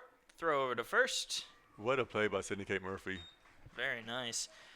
That'll be the final out, but Lenoir-Rhyne manages to score and take the lead here as we go into the bottom of the ninth inning.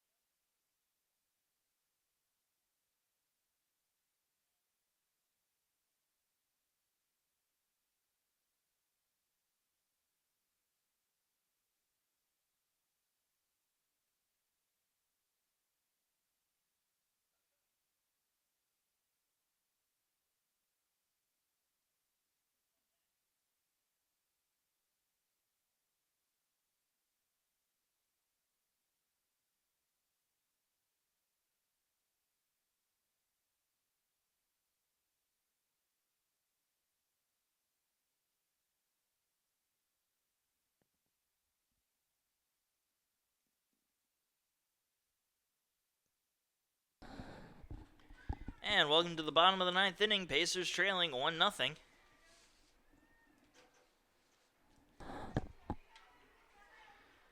That first pitch is in there for strike one.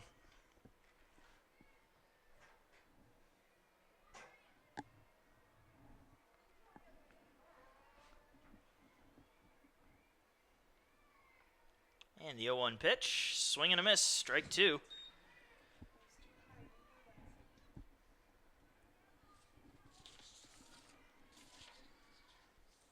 Sydney Kate Murphy at the plate for the Pacers.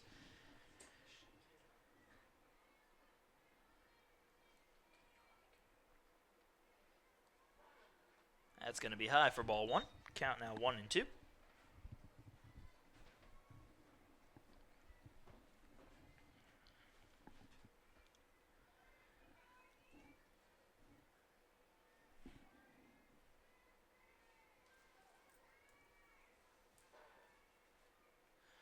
And the count even up at 2-2 on that pitch. This is about the first time all day that there's been absolutely no wind whatsoever. And that flag is just hanging there in center field.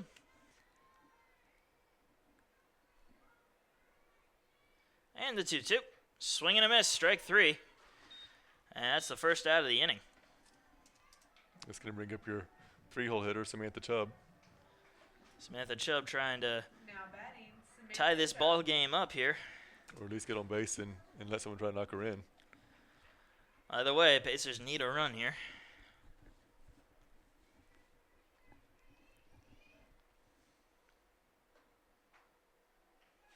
Just outside for ball one.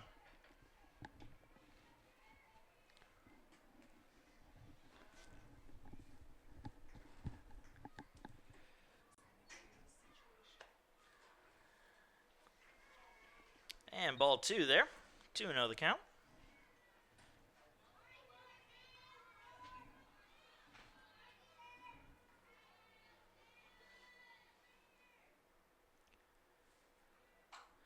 That one's going to be hit in the air into right field and foul.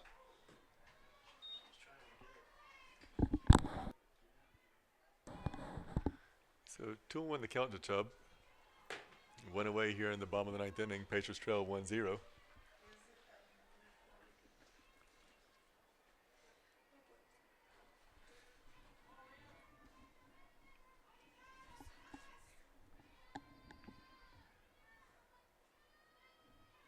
Here's the 2-1 pitch. That's going to be fouled off. And count even at 2-2. And she's upset because that was a good pitch for her to hit.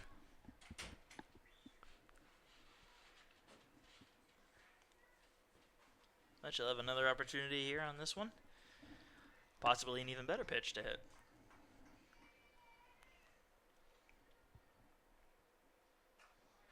And that's going to be a base hit into right field. So Chubb aboard with 1 down. Can you bring up your freshman Hannah Price? Now batting, Hannah Price. She's 0 for 3 in the game. Hadn't hit the ball at the infield, ground out to second, ground out to short, and third first baseman unassisted.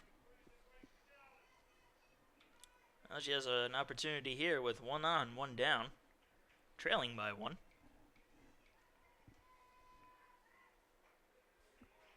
And that one's going to be in there for strike 1.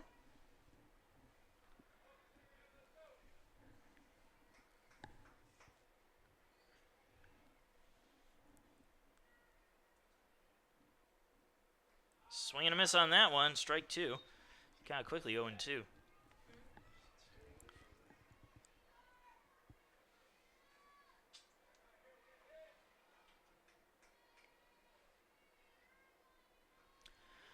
And that one outside, count now 1-2.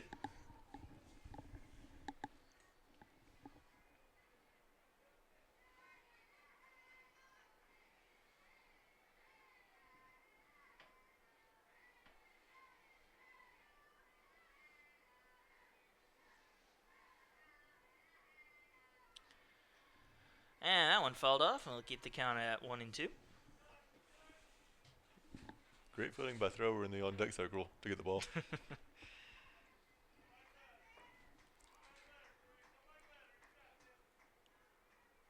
Just as long as that's not her best fielding of the day. She's been solid at first base. And the 1-2 pitch. Grounded to third. They'll throw over to second for 1. The throw to first is not in time. So a fielder's choice there. We'll keep 1 aboard, but now there's 2 down.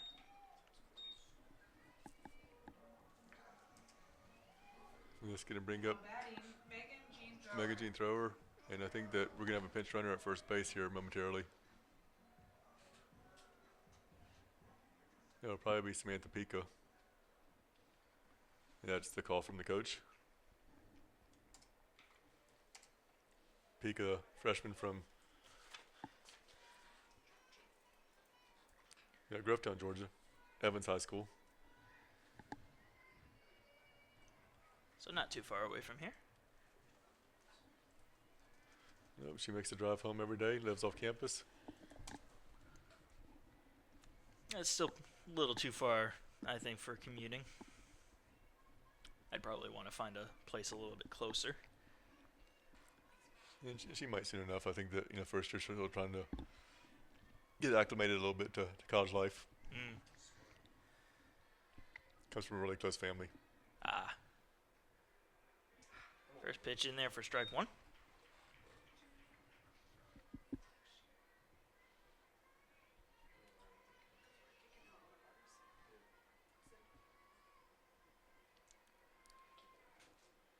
The 0-1 pitch. Almost the exact same spot, but it's called a ball. Yeah.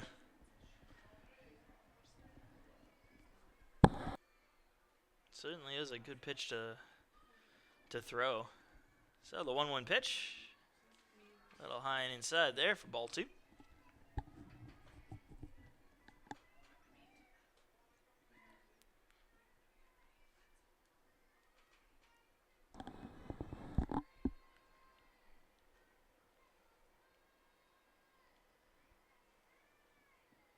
The 2-1.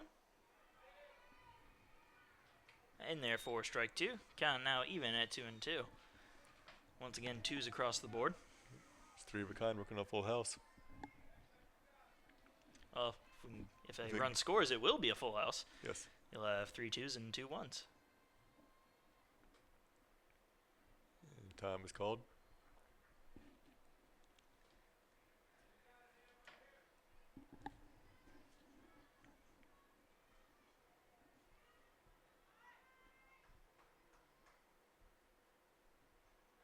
And that's going to hit her.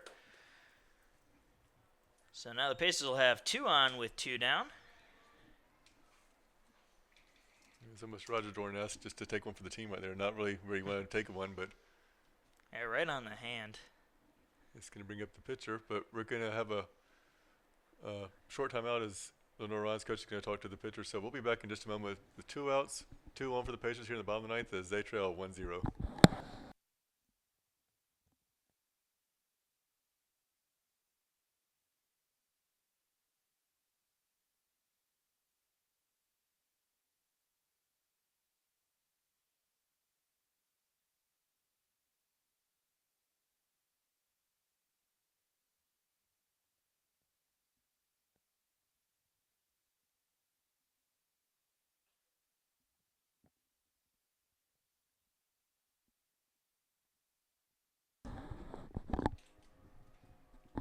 Now batting, Taylor Morgan. And Taylor Morgan comes up with 2 on and 2 down here in the bottom of the 9th inning.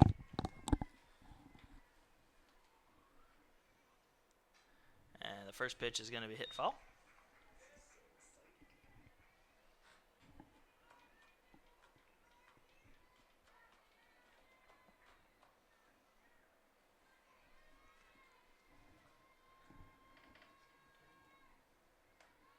The 0-1. That'll be fouled back and out of play. And the Pacers down to their last strike. They were with the last batter as well. That's But true. Extended the game, so hopefully Morgan can do the same thing. That's true.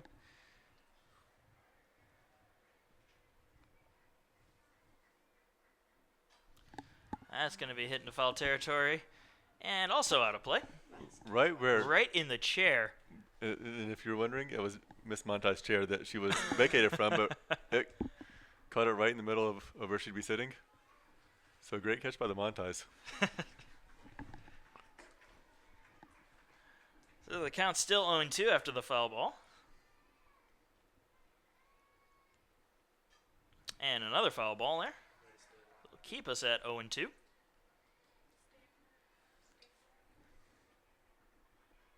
So Morgan doing everything she can here to keep this at bat going.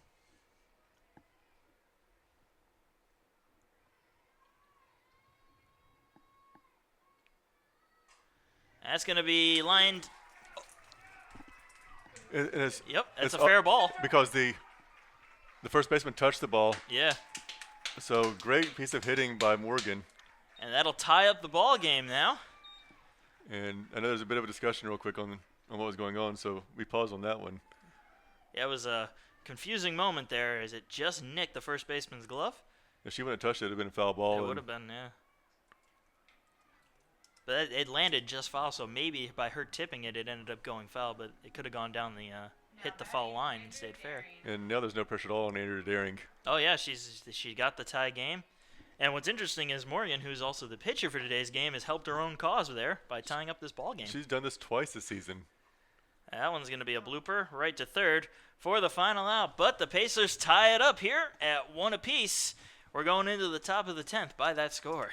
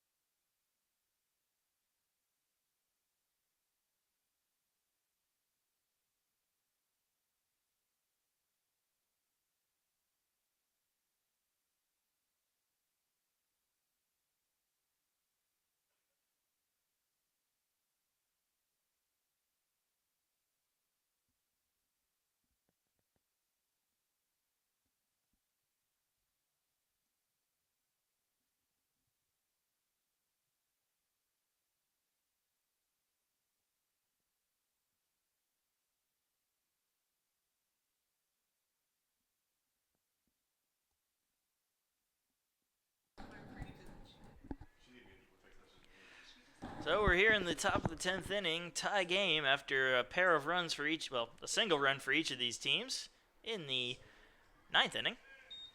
That pitch is going to miss for ball 1. Pretty exciting game so far. Oh, yeah. And crazy, we just hit the 2-hour mark in the game. Yeah, that's true. That's going to be a blooper into left field for a base hit. So the leadoff batter aboard for Lenoir-Rhyne. That's going to bring up Dakota Keller. Yeah, they've seen these pitchers a few times now. They're starting to get a little more active. And they're going to have a pinch runner for Kenley, it looks like.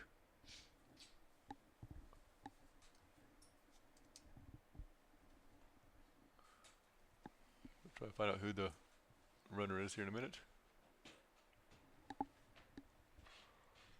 That'll be number 1.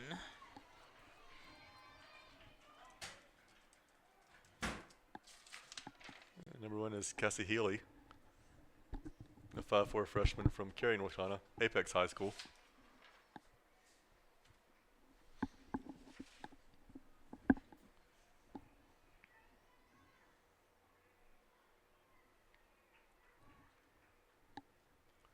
And umpire had to step out for a second. I think something got in his eye, and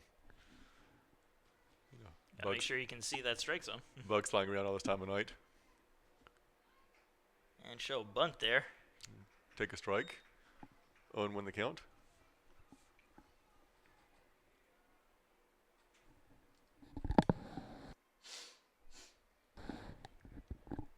Morgan looks for the sign as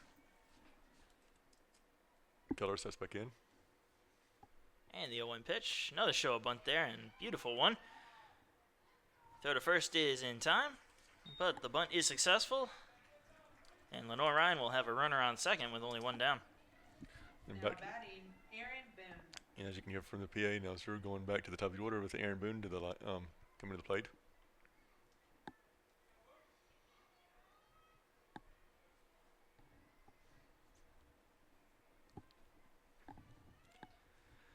First pitch to Boone. It's going to miss for ball 1.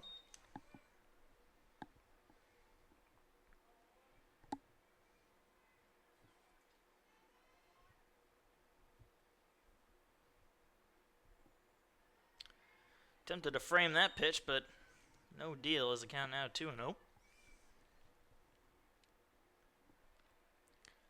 Morgan rubs her hand on the dirt and have to wipe it off before she pitches, but still. Grounded foul. And count 2-1. Well, you just want to get a little bit of the dirt on there to dry your hand off. You don't want the... I mean, working into the 10th inning, she's got to be sweating some. Oh, yeah. Or perspired, depending on, how she is. That's true. I mean, it's a It's 80 decently warm day out there, too. It was just at 80 degrees start of the game time, so. Too warm for me, as that one's also going to be grounded foul. And his thrower stops the ball, but falls over her own feet. Hashtag Sports Center not top 10. Well, she's come up a little bit gimpy, and she says she's fine. Just needs to probably walk it off a little bit. In part laughing a little bit, but struggling to get back out there. And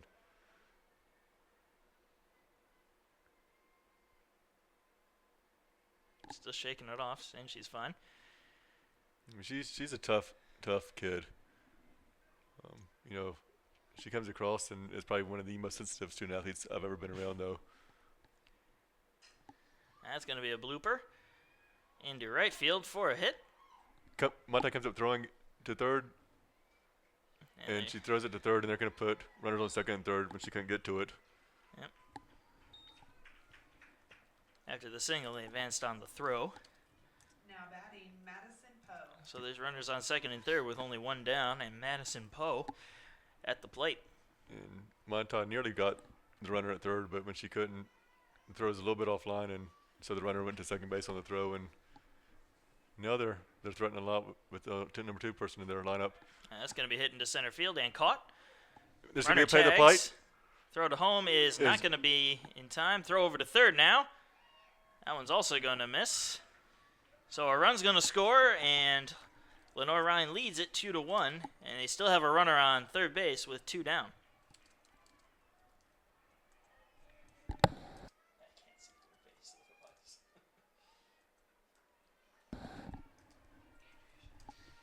So it's 2-1 now with Lenoir-Rhyne leading with Landreth at the plate. Great effort by Monta, but just not able to get the runner at home. And yeah, the throw was right where it should be, but catcher couldn't. Just a little too late, and the catcher couldn't hold on to it. If she catches it, there's a very good chance it's a closer play, yeah. I mean, it's not a guaranteed out, but you might have been able to get it. 0-1 the count right now. That was going to be fouled off. Count 0-2.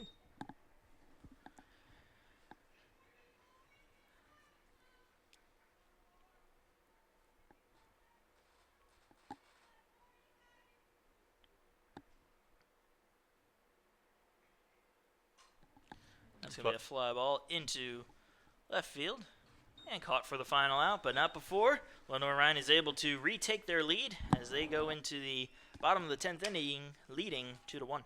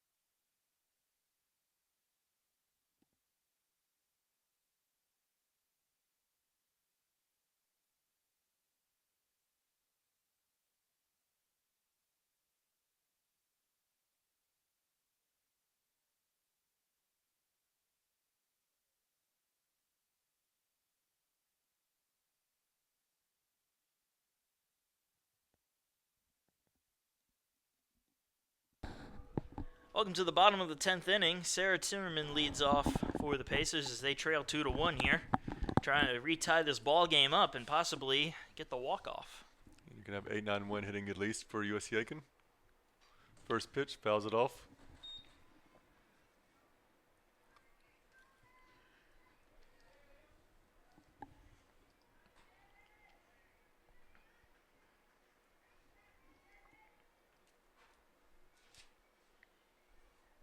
Here's the 0-1.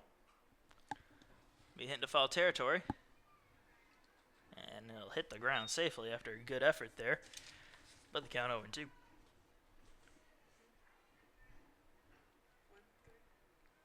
Yeah, I'm hungry.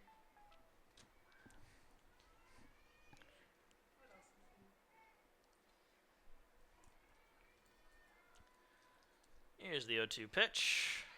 Check swing foul. That'll keep us at 0-2.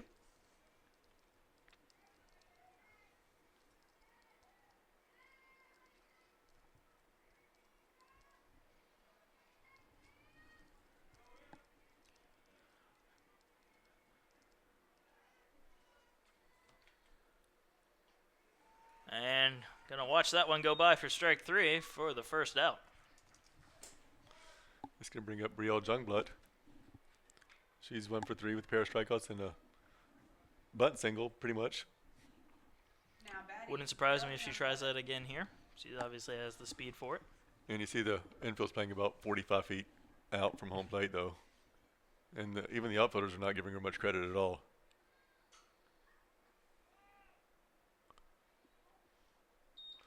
And she fouls that one back. So 0-1 the count.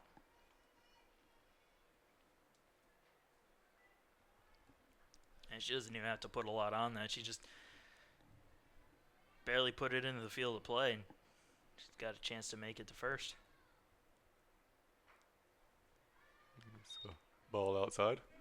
So you got ones across the board. all over the place, except for the overall score, which is 2-1.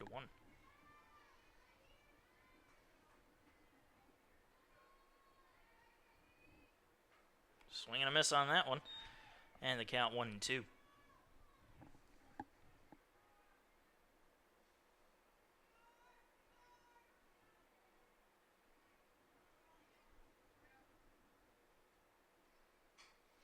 That was going to be grounded right back to the pitcher. Throw to first is not going to be in time. Heck of a job by Youngblood to get over there. Just showing off her speed once again on that one. Yeah, she's fast. Oh, yeah. I mean, that's all you can really just say is she's fast. It's like 0 to 60 in like 3.2 seconds. Pretty much. I think that's being even a little slow. I'd say maybe 2 seconds. Yeah, she's got some legit speed. She's actually increased her speed since her freshman year. So you got 1-on-1 out with Monty at the plate. Can only wonder, did she? Do you know if she ran track when she was in high school? I'm not sure what she did at Thomas Hayward Academy. But would not surprise me at all. She did play basketball. I know she's a heck of a basketball player. And the count 0-2 now to Monty.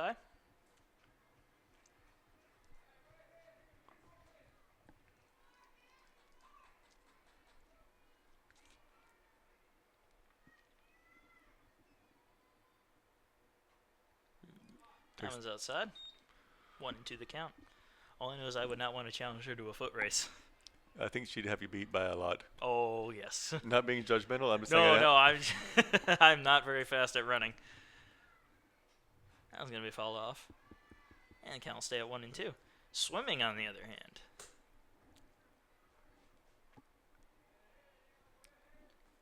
I don't even have anything to come back with that. So I swam varsity in high school. Oh, So you're also a lifeguard too. that too.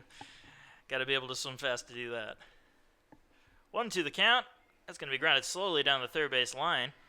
And the throw is not going to make it in time. So back-to-back infield hits put runners on first and second with only one down. They don't hit them far, but you know what? It doesn't really matter when you're getting on base. Exactly. Now batting, Cindy Kate Murphy. And Lenoir-Rhyne is called time again, so we're going to take a quick break as we get ready for Cindy Kate Murphy coming to the plate.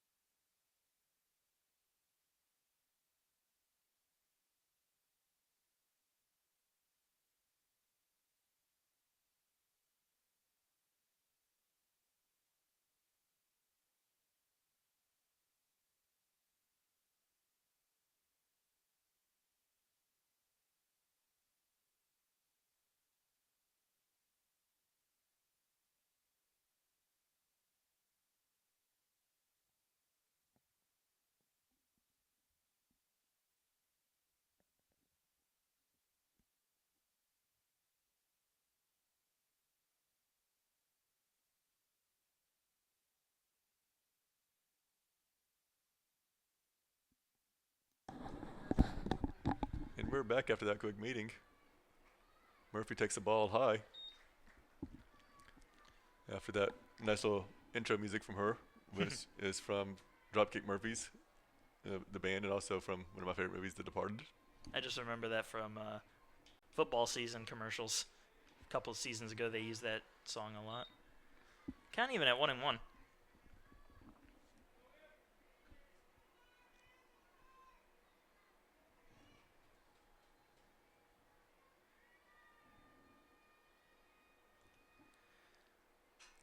That one's going to be lined over the shortstop's head and into left field for a base hit. And the bases are going to be loaded now with only one down and Samantha Chubb coming to the plate. It was a great piece of hitting, and it was probably about an inch too high for the shortstop, who I think nicked it almost. Oh, just a little bit off her glove. And we're going to have a pitching change, so we'll be back in just a moment.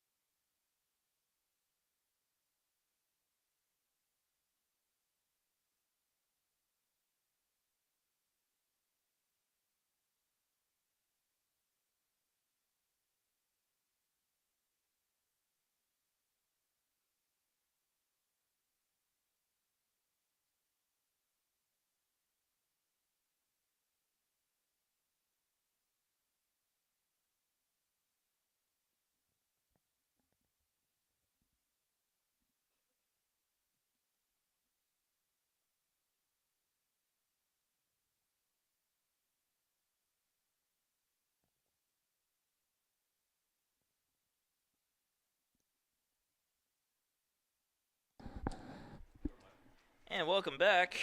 Marianne Hoskins is coming in relief here with the bases loaded and only one down. The right-hander, the 5'8" right-handed senior out of Havelock, North Carolina, Havelock High School. She has a 3.66 ERA and a 7.3 win-loss record in her 12 appearances. She also has 1 save, 10 starts, and 3 complete games. First pitch is strike 1. And the second pitch is in there for strike 2. And it's got to be very difficult coming in after seeing a left-hander for 9 innings, then coming back and facing a right-handed pitcher. And it wouldn't surprise me though if Hoskins comes back and pitches game 2. Well, if she can get out of this one quickly, she'll have not too much work.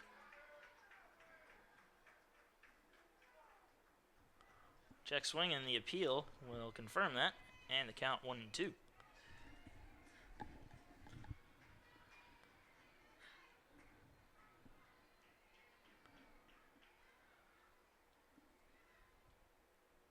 That one's going to be outside. Count even at 2-2. And Hoskins has some speed on that fastball, though. A little bit faster than Kenley. And it's definitely throwing off the pacer bat right now.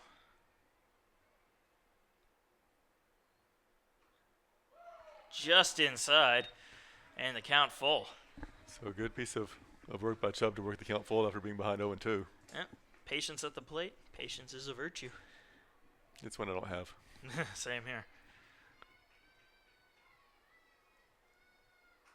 That's going to be hit into right field for a base hit. Ball game.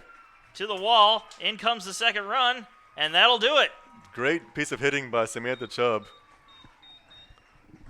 And what can you say? That's back-to-back walk-off games for USC Aiken. Holy cow. Definitely a way to keep it exciting as they take this game 1 of the doubleheader, 3-2 on the RBI double by Samantha Chubb. And so with that, we're going to take about a 30-minute break. Pacers win 3-2. Just stay tuned. We'll be back in about 25-30 minutes getting ready for game 2. We will not turn the video off at all. All right. So just stay there, and we'll see you back in about 25 minutes. All right.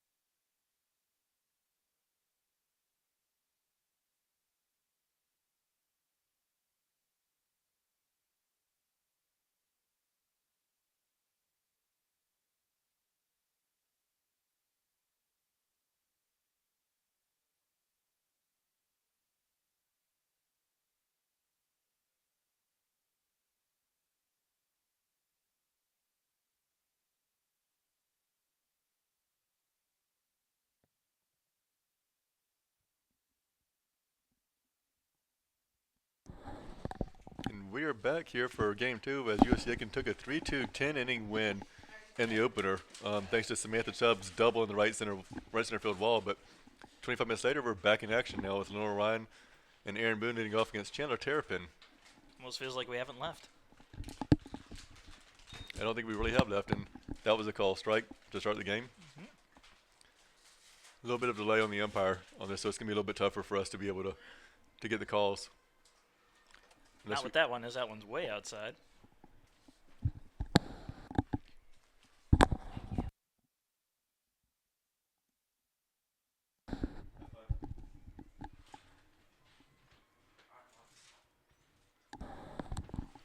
That one's fouled back. Went into the count.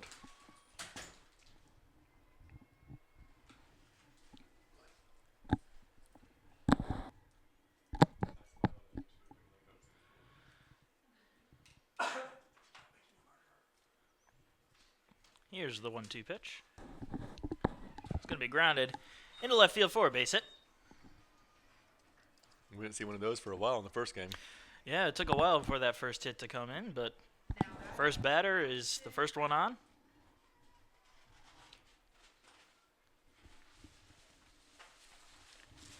Now coming up is Madison Poe. At least Terrapin doesn't have to worry about giving up the perfect game or the no-hitter late in the contest. That's true. Show a bunt there.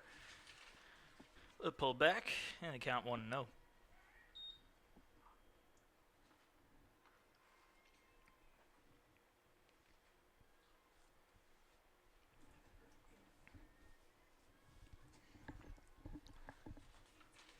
It's going to be a little bit tougher, I think.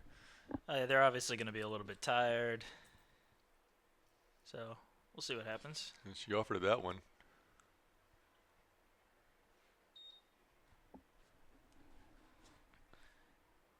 And apparently she didn't offer as we go to the appeal. So the count 2-0. I thought when you ran out of the batter's box with the bat extended that it was called a strike, but apparently not. Here's the 2-0 pitch. Offer bunt again there. But he's calling it a strike. Very delayed. So the scoreboard probably going to be off today, and calling the game for y'all might be a little bit slow as well, so we apologize about that. 2-1, that's going to be bunted straight into the ground there. And the throw to first in time for the first out. But the runner advances to second on the successful sacrifice bunt. So it'll be a runner on second, and only one down.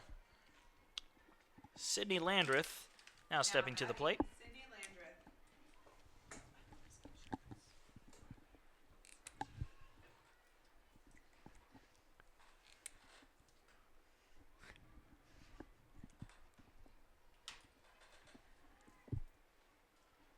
And Terrapin gets the sign.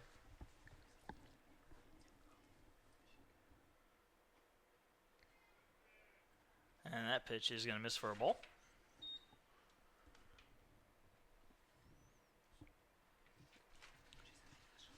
Last umpire was a little delayed as well, but he was very vocal, so you were able to hear if he was calling it a ball or a strike. Yeah. Here's the 1-0. That'll be in there for a strike. Can't help but laugh at that. You chuckle, and I'm sitting here going to be frustrated all game as I'm doing the scoreboard as well. Oh, no, it's frustrating for me, too, because I'm like, is it a strike or a ball? Am I right or am I wrong? I don't know. 1-1 pitch.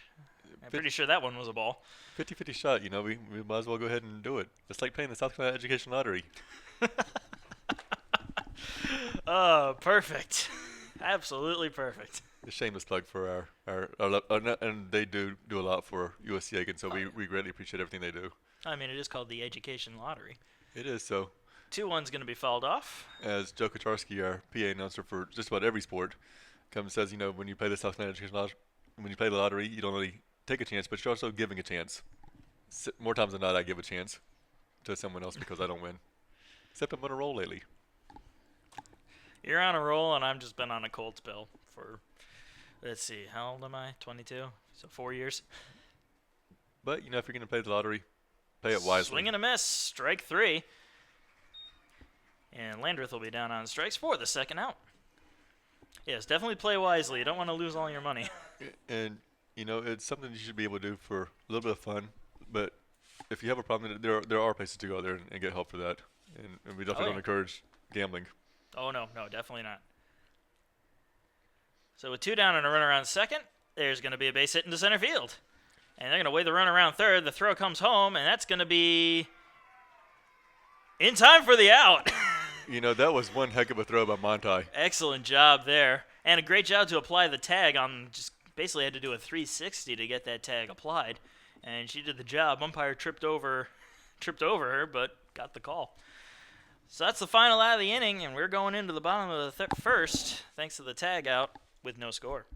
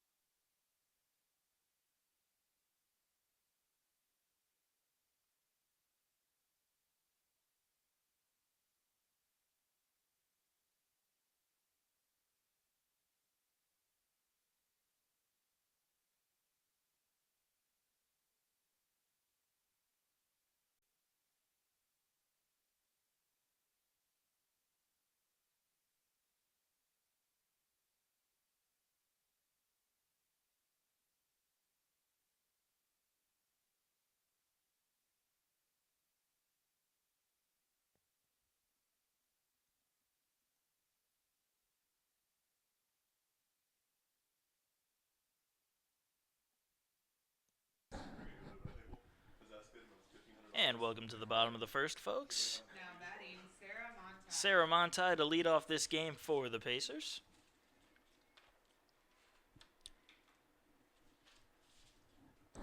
And here's the first pitch to Montai. It's going to be outside for ball 1.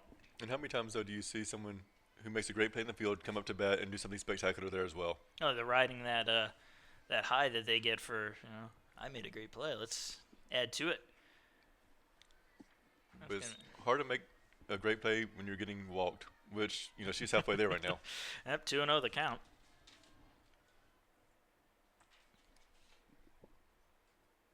And that's going to make it 3-0 as that one's way outside. If you watch the movie Bull Durham, that was very similar to when they hit the mascot. However, I don't see Ace the Pacer here. Thank goodness. So 3-0. It should be in there for a strike, and yep, there's the confirmation.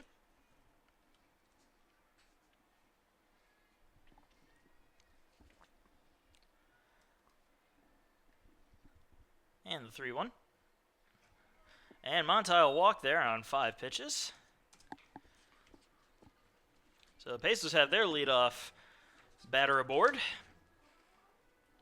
Now batting, Sydney Kate Murphy. Sydney Kate Murphy comes to the plate now for Pacers with a runner on first and nobody down.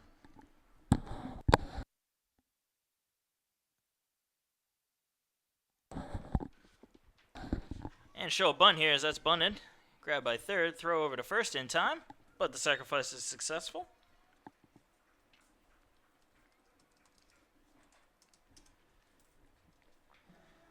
In the circle today for Lenoir-Rhyne in Game 2, we have Ty Triplett, the right-handed freshman out of Valdez, North Carolina, Jimmy C. Drawn High School.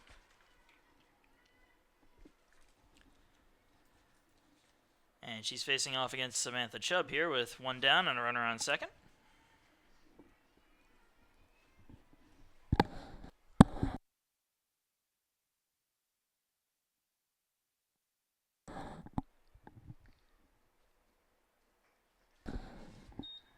That pitch is going to be high. Count 2-0.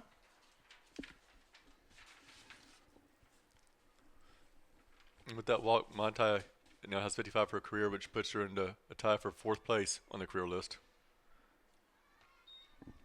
For those people that want to know softball trivia. Well, she definitely has a good eye if that's the case. 3-0 the count. And that one was right down the middle there for a strike. And I can understand Chubb taking all the way right there at 3-0. Make her throw a pitch that you can hit.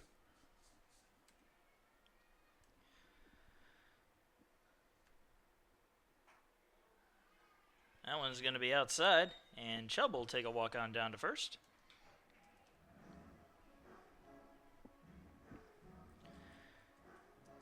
Now batting, Hannah Price. Hannah Price now comes up with one down, 1-2. In fact, I talked with her a little bit at 2-2.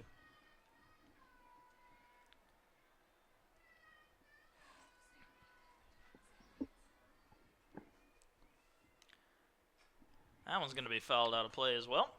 And we're going to stay at that 2-2 count. And we've talked about how good a hitter Chubb is and how smart Monty is at the plate, but both of them talked about how good Hannah Price is going to be. And they've pretty much said if she struck out 86 times in a row, we'd want her coming up with 2 outs in the game. And she takes the ball in right there. I mean, that speaks volumes of what they think of Hannah Price. Oh, yeah. She's got a few more years left as a freshman. She's got 3 years left to really come through. 3-2 pitch, hit in the air into foul territory. And we're going to just stay at a 3-2 count. And when you have your seniors talking good talk about you, definitely has to make you feel good about yourself and don't want to let them down. So 3-2 pitch is going to be grounded to second. Flip over to second base, and the throw to first, however, is not going to be in time, so they'll only get 1. And the Pacers are going to have runners on the corners with 2 down. Now batting, Megan Jean Thrower. Megan Jean Thrower now coming up to the plate for USC Aiken. I mean, we just talked about her as she struggled a little bit after injuring herself slightly, trying to get to the foul ball in the first game.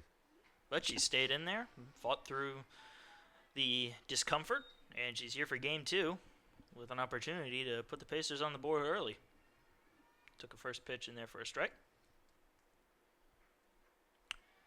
And was going to be high for ball 1.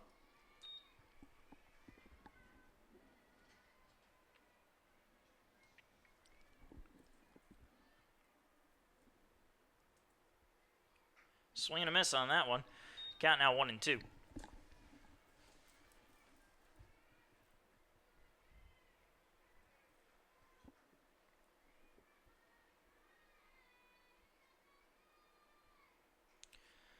Putting in pretty much the same spot there. She didn't offer at it, so the count even at 2-2. Good. 2s across the board. 2s across the board. That's like 3 of a kind right there. It is. Almost 4 of a kind if you count the hits column. That one going to catch the inside part of the plate for strike 3. And that'll do it for the bottom of the first inning. Pacers unable to score as they leave 2 on, going into the top of the second.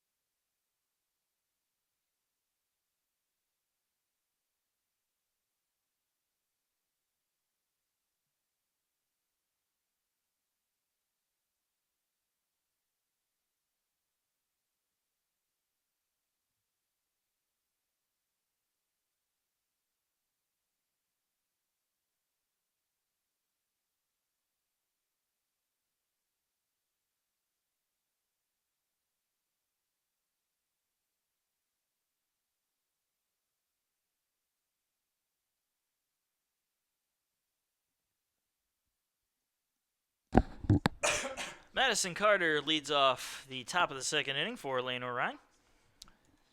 No score here. However, they lead the Pacers 2-0 in the hits column.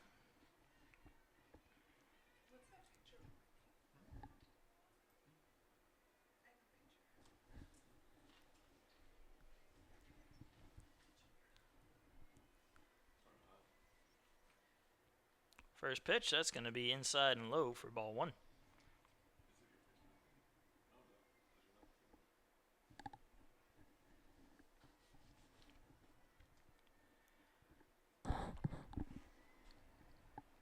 Sorry to just be joining you.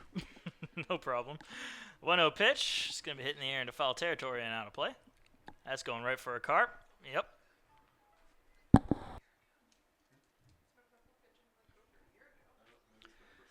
Luckily, the ball hit a roof before it hit the bumper of what looks like a pickup truck out there. Count 1-1 now.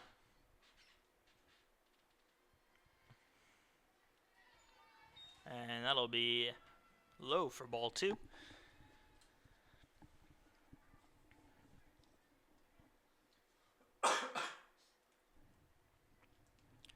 And the 2-1 pitch, grounded up the middle and into center field for a base hit.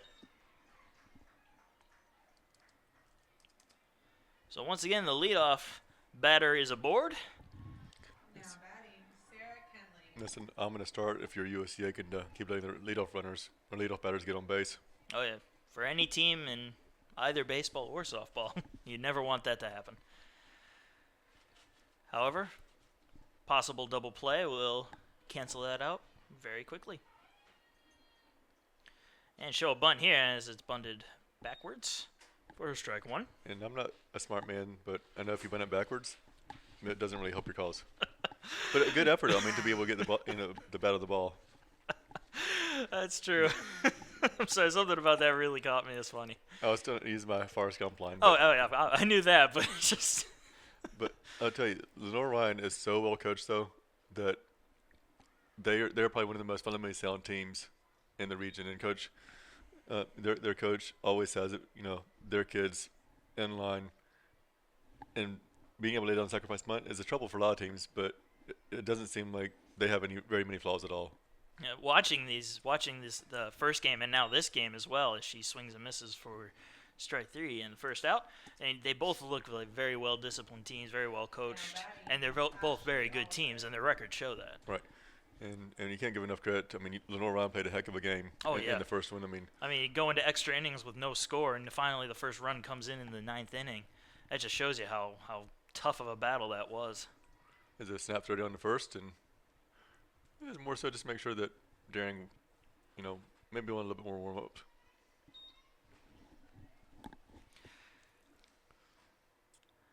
So 1-0 the count here. Going to be hit foul. You got 3 1s across the board. 3 1s now, yes. I want to yell Yahtzee so bad, but they're nowhere close to that.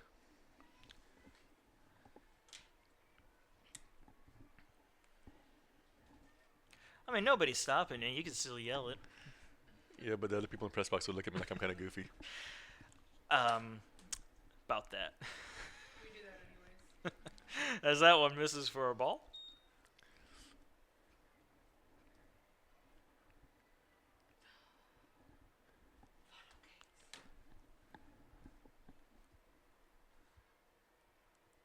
And the 2-1. Grounded to short. A little mishandle there. The throw to first, however, is going to be in time for the second out. Unable to turn 2 as the ball was bobbled a little bit. But they get at least 1, and now there'll be 2 down in the inning. In really the situation, with her having to come in on the ball like that, she's already past where she would be able to flip it back to second base rather easily, so she's going to have to go to first regardless. Yeah. And that's going to bring up Dakota Keller.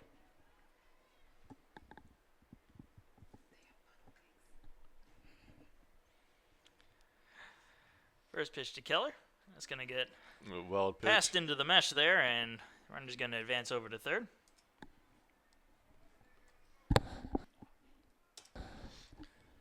Just a bit high, so credited with the wild pitch there. I mean, it's Friday night. I can understand going out and being wild, but, all in moderation. Yep. As that pitch is also going to be a bit high for ball 2. 2 balls, no strikes, 2 outs here in the top of the second. No score, but LR is threatening.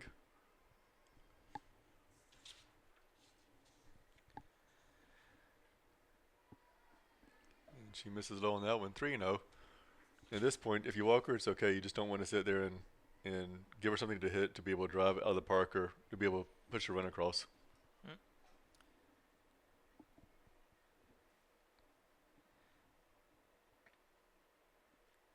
And the 3-0. That one's going to be high for ball 4. And there'll be runners on the corners with 2 down. Which isn't the end of the world.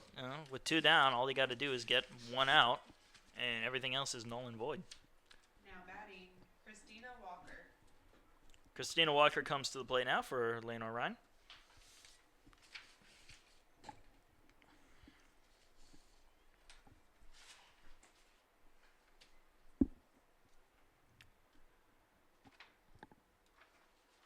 That one's just going to be a bit outside.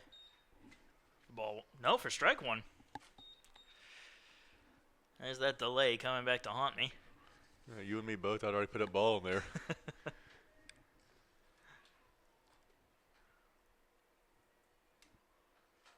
And the runner's going. There's a hit down the line to third base. Throw over to first is in time for the final out. So the Pacers managed to get out of a jam and keep the game scoreless as we go into the bottom of the second.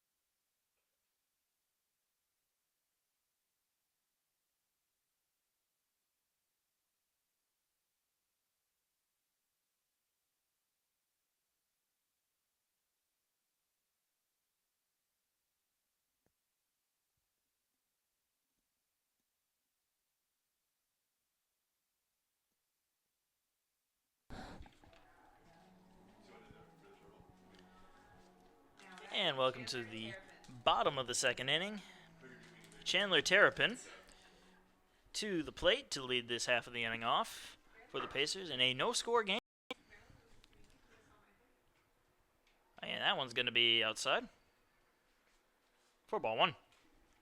Wanted to make sure. And USC Aiken is one of the few teams in the region that lets their pitchers. Oh, I can't even talk anymore. Lets their pitchers hit. And we saw Morgan basically save the game for USC Aiken in the first one, and Terrapin is just as good of a hitter, I think. Yeah, kept herself from getting the loss there and ended up with the win. You know, sometimes you got to make sure that if you can do a job, do it yourself. And down on the last strike, you see Morgan sit there and smack a hit and keep things alive. Yeah. 2-1 the count, as that one's going to be high for ball 3. And Triplet, the hurler for Lenoir-Rhyne, another freshman. I mean, just the stable of pitchers that she has is surreal. And the fact that you have freshmen like that means watch out. Give them a future. Yeah, in the future, it's going to be a dangerous squad they're going to have out there. And they're already dangerous as it is. I mean, Yeah, you see 17-4 right now. I mean, wow.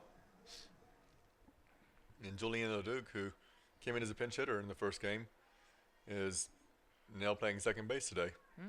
It's basically a fresh player out there. She shows bunt. Bunts it in foul territory and popped it up, too, dangerously. It's just like we talked about with Lenoir-Rhyne, you really can't advance a runner if you hit it backwards. That was more a little to the side there, but regardless, hitting it to the side in this kind of sport, not going to do much either. It's kind of similar to volleyball, where if you hit it outside the lines, it doesn't do you any good. Oh, so that's how you play volleyball. Okay. 0-1 the count. Let's show a bunt here. And she's just going to let that take it for a ball. We're assuming it's a ball, that is.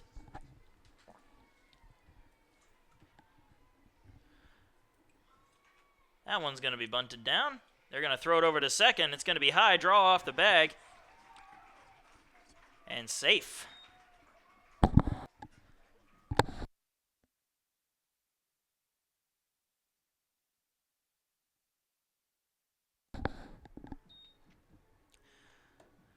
So now there's 2 on after the E5. And that'll bring up Andrea Daring. Runners on first and second with nobody out.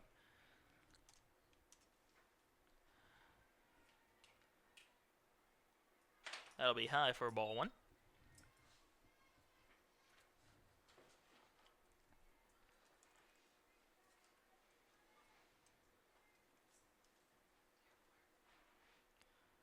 And another show ball. It's just saying the character's name. Okay, just making sure.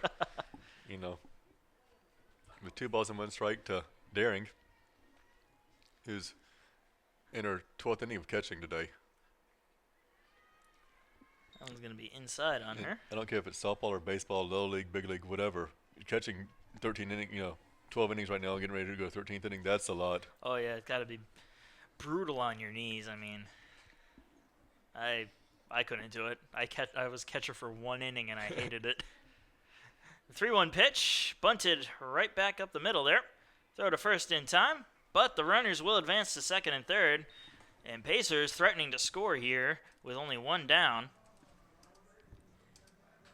And Brielle Jungblut comes to the plate. Now batting, Brielle Jungblut. Well, this will be interesting. She's got a lot of speed, but we'll see if she can hit one deep enough into the infield to score a run. And even if she just puts the ball in play, They don't have to advance, yeah. And yeah, but you'd have bases loaded going back to the top of the order. She's going to foul the first one off for strike 1. She had hit it straight ahead of her, she'd been on. That's true. That's just my guess. I mean, it's a pretty safe bet. 0 to 60 in 2 seconds.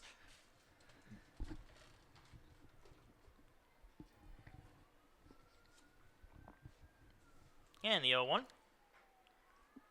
Taking high for ball 1, we think. And the umpire is not making any motions to counter that. Making sure he's still not going to call a strike. Hey, 1's across the board again. Not anymore, as it's 2 balls and 1 strike. Friday night over spring break and all we've done is work all week. It's the little things you enjoy. I'll go ahead and apologize because this might not be the best game to listen to, but it's going to be entertaining. The 2-1 pitch fouled off, and we're even up at 2-2. So a pair of 2s and a pair of 1s on the board. Actually, technically, there are 3 2s considering we're in the second inning. Yeah, but I just like the stuff that changes. The ones that light up. That's true. The 2-2 pitch on the outside part of the plate, and the count will be full. No, apparently it wasn't on the plate. Yeah, I thought it was. I think Jungblut thought it was too, but she patted her chest and was like, "Phew."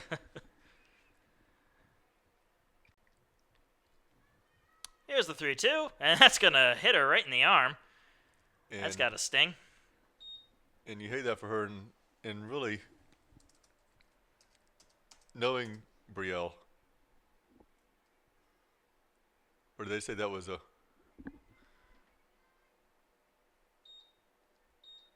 They said it was... I think they're calling it a foul. She does not look like she's moving down to first.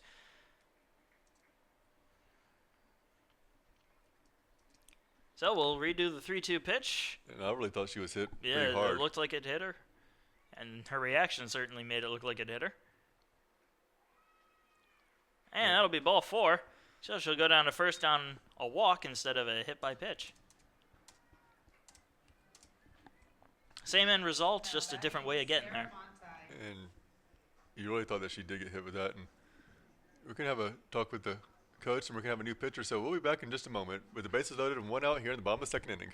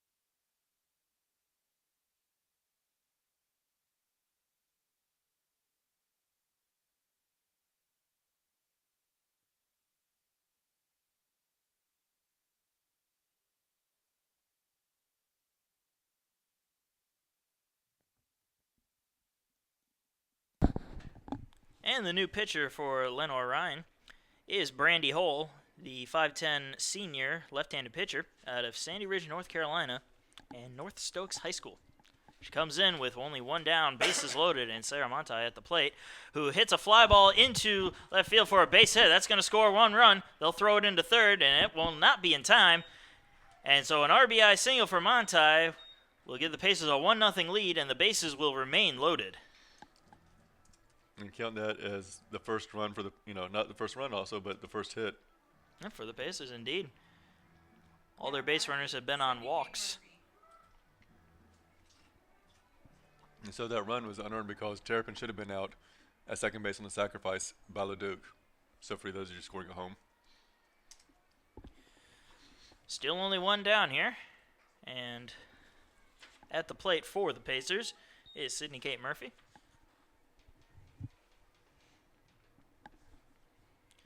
First pitch missed for ball 1. Here's the 1-0. That'll be high and inside for ball 2.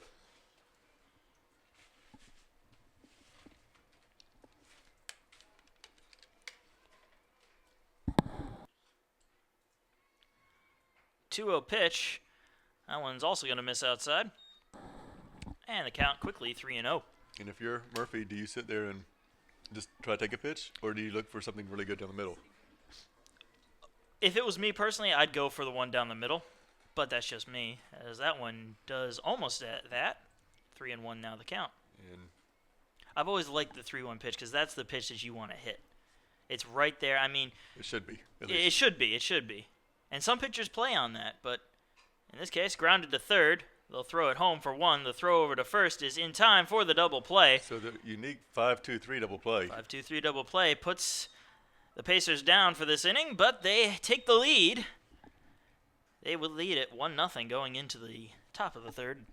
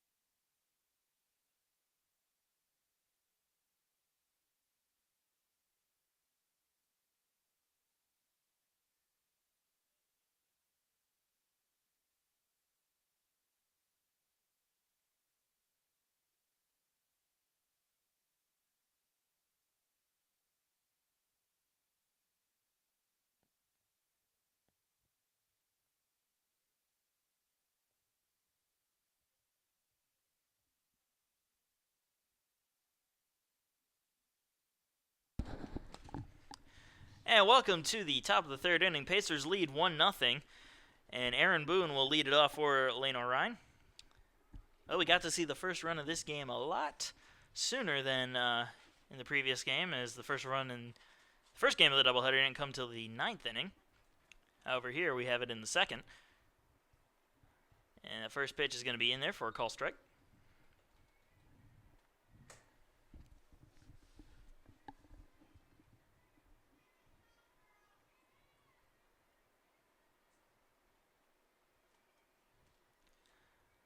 Here's the 0-1 pitch.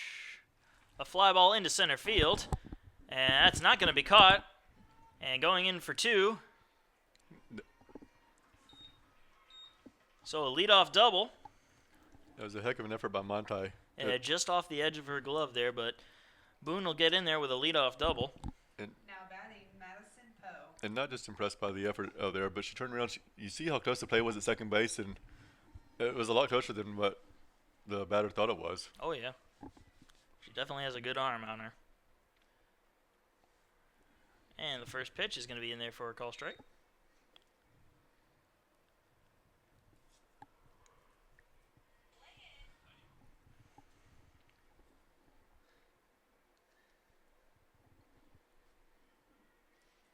Oh, one pitch is going to be in the dirt for ball one.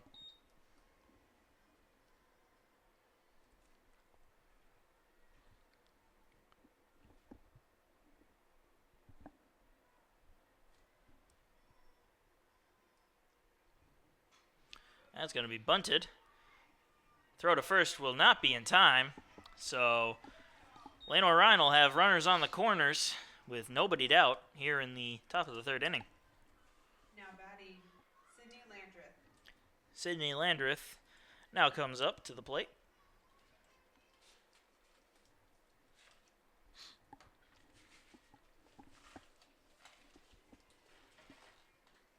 You got 1, 2, 3 in the lineup for Lenoir-Rhyne, and that's the part that's going to do some damage if they're going to try to score any runs. Definitely a dangerous situation that the Pacers find themselves in. And Terrapin struggled in the third inning of last game that she pitched, and you hope that she's able to get past that, but after not playing for the last couple of years, it's taken a little bit of time to get back into the flow of not just the game, but also getting back into the conditioning and that sort of thing. Runner goes from second, and the ball is going to get away from the catcher. And sliding in safe at home is Boone. And Lenoir-Rhyne manages to tie this ball game up here in the top of the third inning. Scored that one on the wild pitch. And just a little too high there.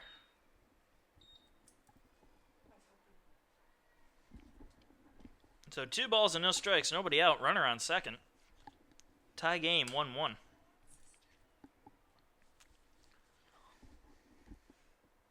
Another show of bunt there. However, she's able to pull it back in time for ball 3.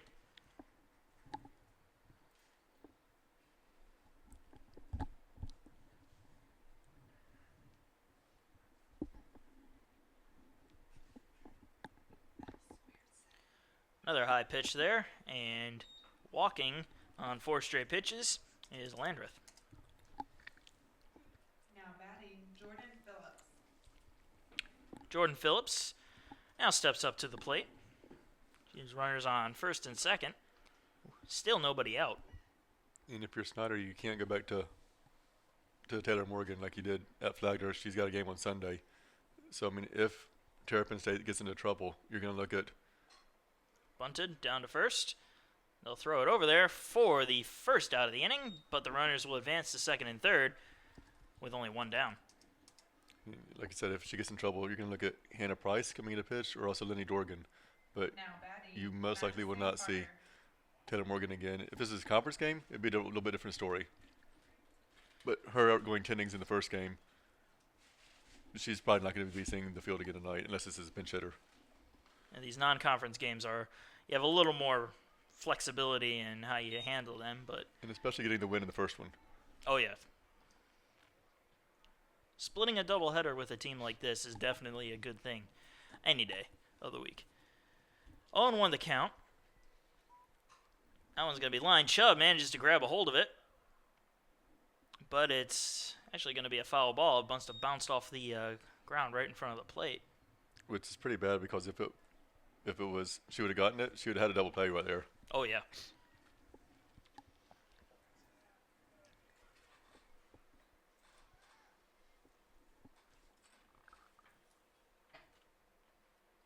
And that's going to go for another wild pitch. Play at the plate, however, is going to be there. So trying to score was Poe, but she was tagged out as Terrapin was able to come in and make the tag for the second out of the inning. Slid into Terrapin Michael. Her dog slid in right to her ankle, so she's walking off right now.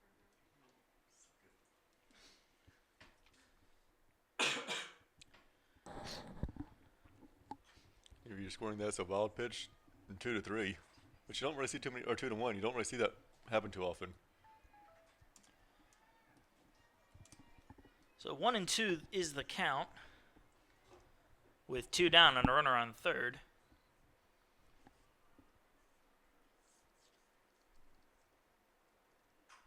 That's going to be a fly ball into deep center field, and that one's going to be gone. So a 2-run home run for Madison Carter will give Lenoir-Rhyne a 3-1 lead.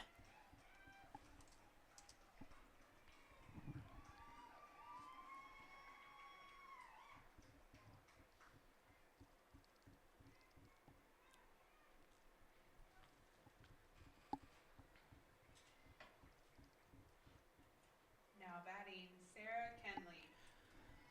So after the 2-run home run, Sarah Kenley steps up to the plate.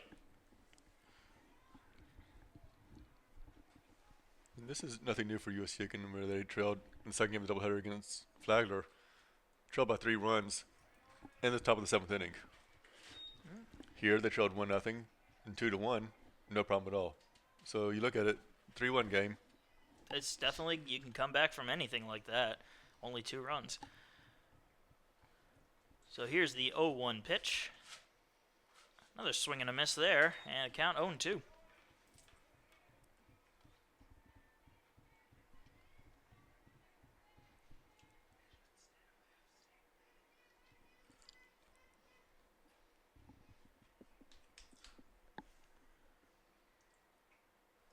A little bit outside there, and the count 1-2.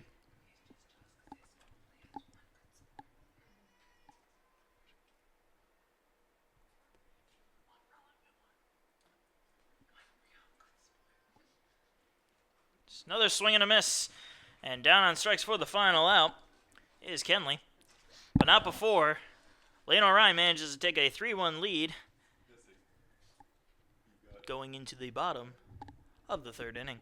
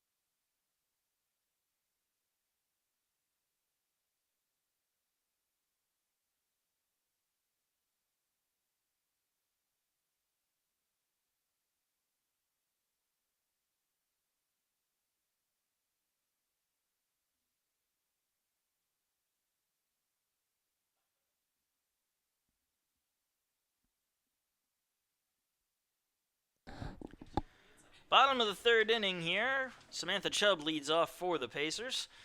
Pacers trail Lenoir-Rhyne 3-1. Here's the first pitch to Chubb. She grounds that to third. Throw over to first in time for the first out.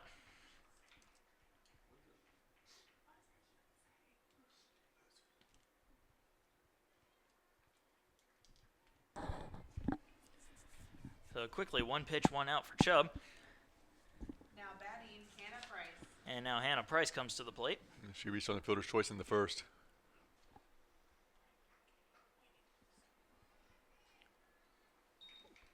Miss for ball 1.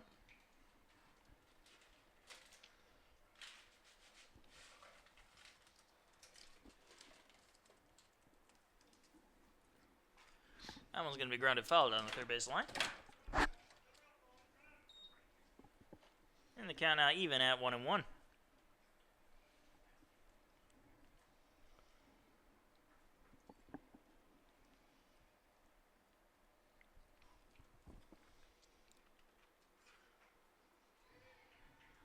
And that pitch is going to find the outside part of the plate for strike 2. And one of the things we talked about how good Lenoir-Rhyne is, number 18 nationally in the in the last poll. That's how good they are. And the 1-2 pitch is going to be a fly ball into shallow right field. And caught for the second out. Now batting, Megan It was Jean something I wasn't Thrower. aware of going into the game. It was released a couple days ago, but I was running the golf tournament we have at USC Aiken on those days, so that's why I didn't see it come out. Well, better late than never. And Megan Jean Thrower comes up with 2 down and nobody on. And she'll let the first pitch go by for a strike.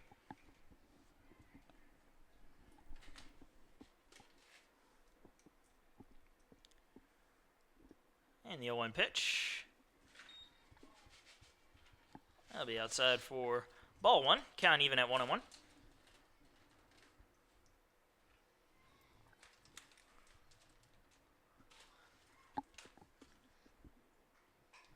That'll be grounded foul for the second strike. And a nice little Olay move over there by Coach Schneider to get out of the way. I can't see him. I got a bit of a wall blocking my view of third base. I mean, I can move over if you want me to. No, it's fine. And our PA person couldn't see, but Nobody really cares about that.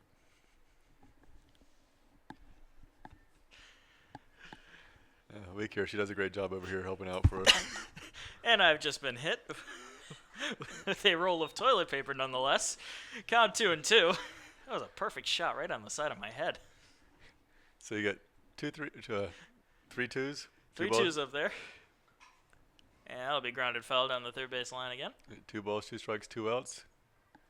Here in the bottom of the third, Pacers trail 3-1. So they're down by 2.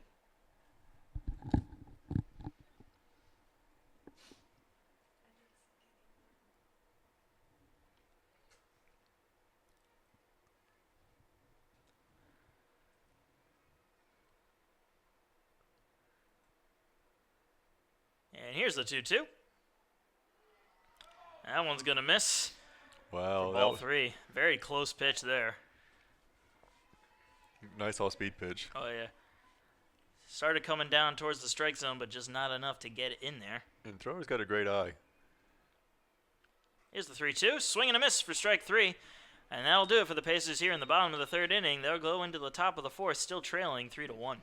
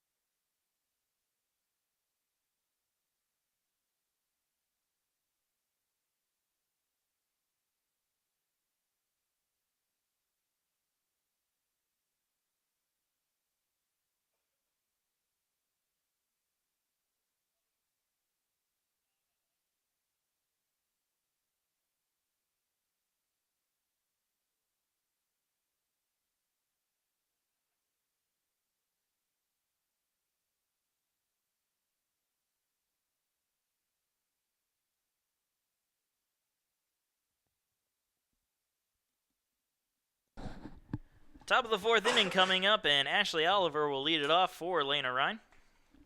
They lead the Pacers 3-1. And the Pacers are going to be looking to keep them from adding on to their lead.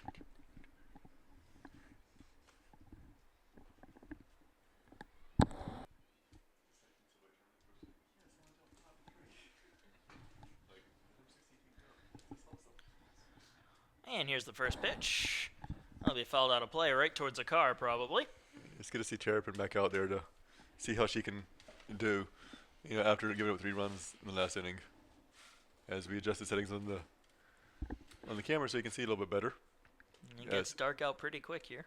As Chandler Nicole Terrapin's in the circle, but she's not told me not to use her middle name, so I will not call her Nicole at all.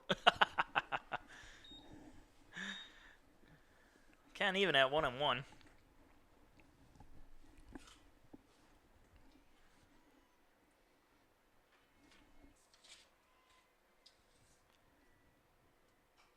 That's going to be grounded slowly to third. Throw over to first in time for the first out.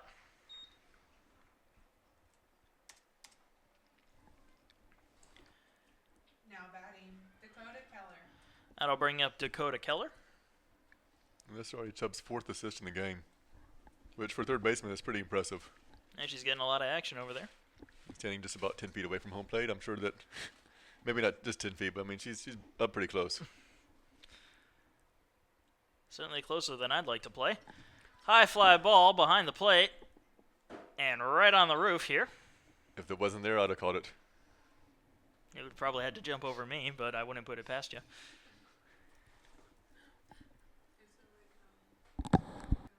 So 0-1 is the count.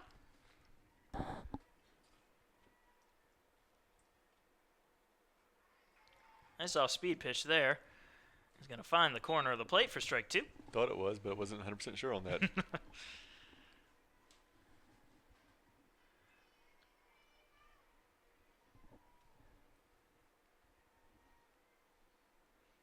Swing and a miss on a high pitch there for strike 3 and the second out of the inning. It was over top of her head. You know, those rise balls are tough to lay off of. I wouldn't have swung because if it was thrown in the dirt, I would have swung at it. It's like kind of like my golf game where being a fan, I love to hit from that low. Can't do either well, but I enjoy it. And my favorite pitch is low and outside. So you don't swing at it? No, it's the one I go for. Okay. Swing and a miss on that one. Another high one. Strike 1. You can tell Daring's a little bit tired now after. She's had a lot of work so far going into the 4th inning. Yeah, and 14 innings so far today. That's a lot of work for anybody. And give credit to both these teams. They're still, persevering through everything and putting forth a great effort. Both teams. Yeah. That pitch will miss for a ball. Or so we think. Basically, we're dealing with dial up here. Here's the 1-1 pitch. Little blooper into center field there for a base hit. So a 2-out base hit will put a runner on for Lenoir-Rhyne. Now batting. And Lenoir-Rhyne is going to go back to the top of the order with Aaron Boone. Not to be confused with the one for the Yankees years and years ago.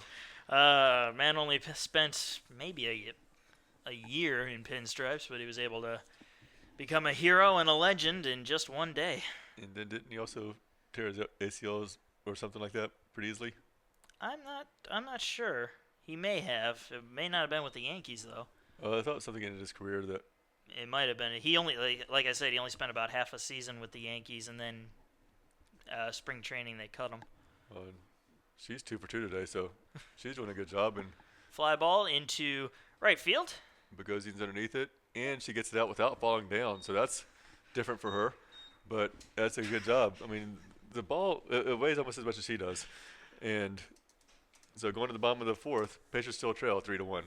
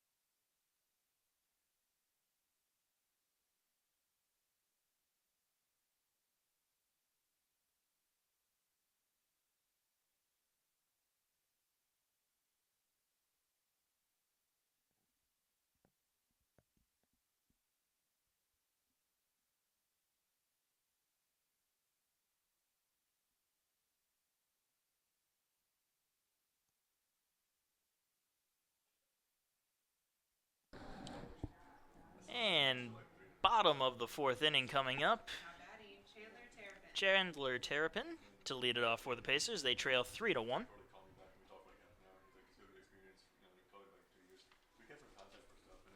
And a quick call of time here. Will give us a bit of a delay before the first pitch of this half of the inning.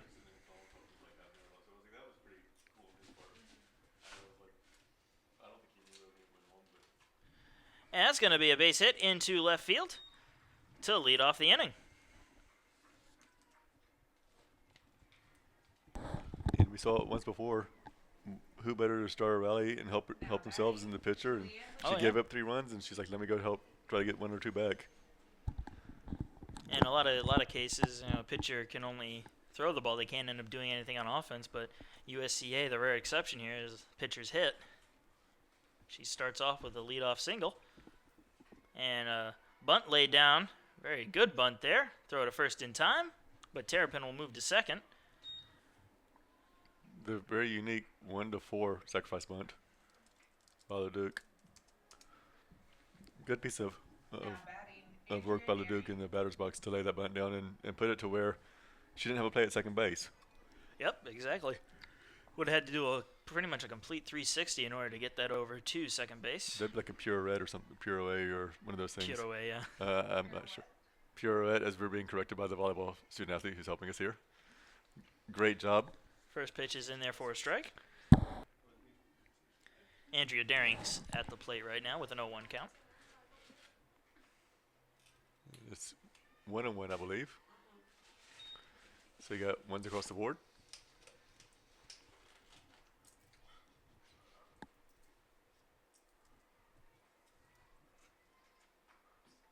That pitch is going to be outside for ball 2. It looked like it, but I don't want to hit the ball too soon on the scoreboard.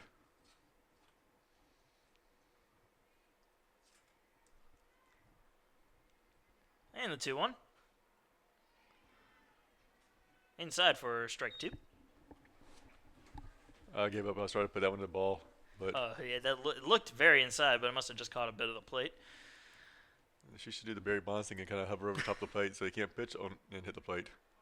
That's when they end up hitting the batter. And we'll take it. We'll put it on first. 3-2 the count. I'm just still impressed with how good Lenoir-Rhyne's pitching has been today. I mean, you freshman after freshman after freshman, and top to bottom, they've done a great job. That's going to be hit into right field, and it'll drop in for a base hit. Tagging going to third. So Terrapin will tag and go to third from second on that base hit. And she didn't really need a tag to go to third. She just, wasn't. Yeah, but she wasn't sure if they were going to catch the ball or not, so she just kind of hovered over the bag. Absolutely, and you don't blame her for that. I'd rather, you don't have anybody behind you, so you're okay. Oh, exactly. So runners on the corners with 1 out. Let's say, Jungblood's, what she does before each at bat is a little bit different, where she goes and drags the line from in front of the home plate to where she's batting.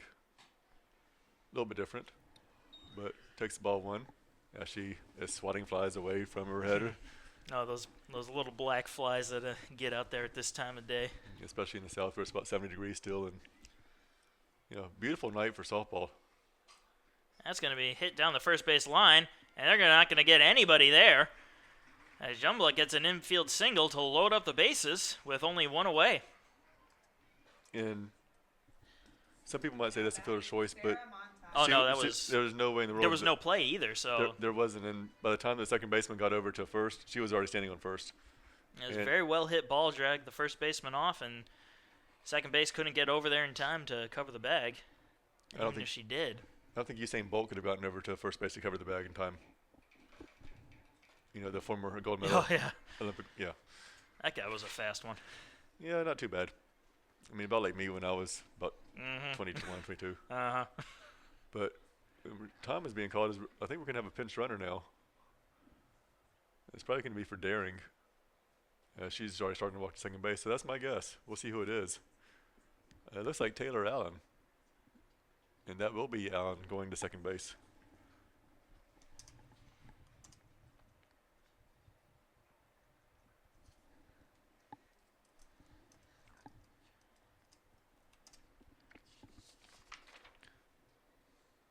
Allen wearing number 17. She's classified as a utility player. 5'7" freshman from nearby Belvedere, South Carolina, which is home of one of USC Aiken's best athletes to come out of, South Carolina in the last decade, and Keely Gillespie, the cross-country runner, which owns every single school record, and outstanding former student athlete who's now a nursing major, or now a nurse. Not a nursing major. She got her degree in nursing, and really couldn't ask for a better student athlete. So bases loaded for Saramonte and only one out. Pacers trailing 3-1 here as she swings at the first pitch and fouls it off.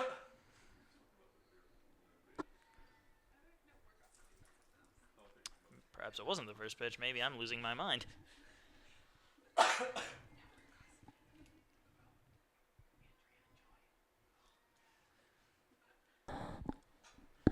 That's going to be a fly ball into right field. That'll be caught for the second out. Tagging and coming home and scoring is Terrapin.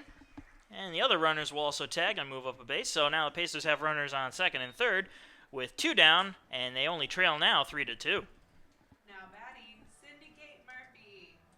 Sydney Kate Murphy now comes up to the plate.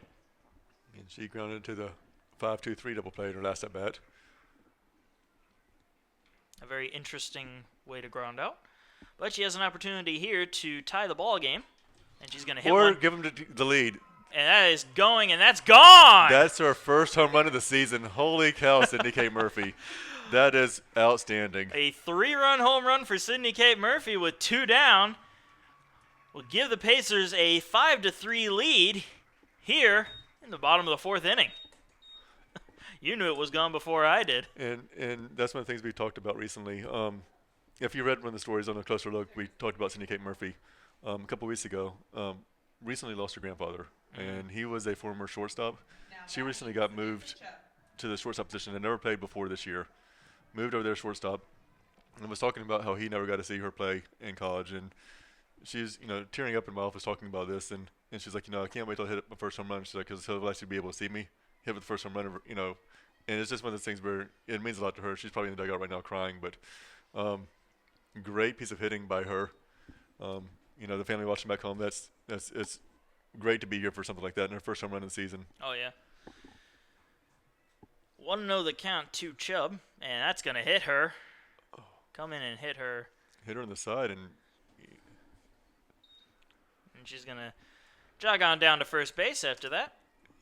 So Pacers will have 1 on, 2 down. you're not supposed to hit princesses. I mean, she's tough, and that's hitting you right in the ribs. That's Now batting, gonna Hannah leave a Price. mark, whether it's a Wilson ball or whatever. But the imprint's gonna be on the side right there for a little bit, and There's going to be a nice little red mark there. it's a battle wound.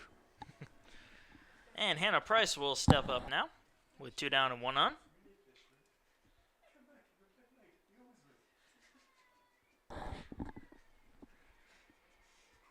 And that pitch is outside. Want to know the count to Hannah Price? His arm stays down, so you were correct. Yes. I'm Mensa right, lady. I should go play the lottery or something like that. You maybe should. The South Carolina Education Lottery. And a foul ball there will even the count up at 1-1. And if you win any money, you can go and spend that at Fats Cafe. I will. I mean, I go there. They laugh at me because I get the same thing to eat every single time. I do the same thing, though, so. Anywhere I go, I usually get the same thing. Creature habit. Absolutely. And the 1-1 pitch, that was going to be high and right over the head of Price. The And changeup did not drop at all, or the off-speed pitch didn't come back down to. Well, it's a good thing it didn't, otherwise I would have hit her right in the head.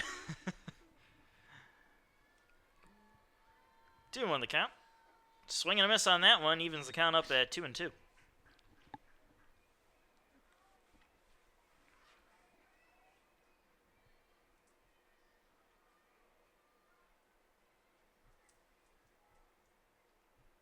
Two balls, 2 strikes, 2 outs, 1 on, and that's going to be fouled out of play.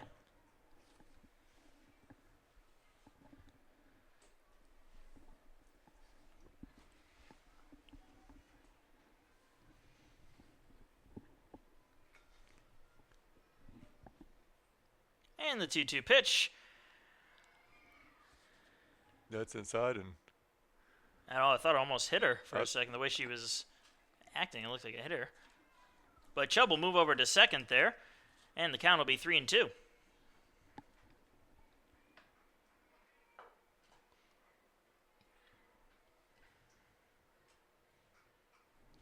And that's going to be fouled off as well. We'll redo the 3-2 pitch. well, we'll redo the count, but it'll still be a new pitch as we talked about this, Jaron. You know what I mean. Marcus, we always have fun sitting there going back and forth, and we've really enjoyed having you out here so far this year. And I've enjoyed being out here. This is just wonderful stuff. Just being able to call games. Here's the 3-2. And that's going to be hit into foul territory. And right into the Pacer dugout. And good piece of getting out of the way by Lily Schoaf over there, who she was about ready to have the Lenoir-Rhyne player in her lap, but she took off. I mean, she fell down. So she learned from Megan Jean Thrower on that, but she got out of the way. And at least let the Lenoir-Rhyne first baseman have a chance at the ball. Yep. So 3-2 count again. And we'll redo the count. So she's an equal opportunist because she hits one into our dugout, then hits one into the Lenoir-Rhyne's dugout. Yep. The next one, I guess, should be right up the middle then. Yeah, I mean, that makes a lot of sense to me. If you're averaging it out, I guess. That or she could hit one straight back. I mean, you never know. Well, I guess we'll find out. Yeah, well, this next pitch will determine that.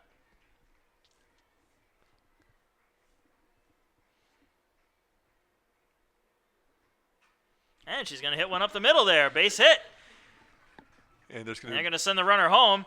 And there's going to be no play at the plate. And Chubb will score there to give the Pacers a 6-3 lead on the RBI base hit by Hannah Price.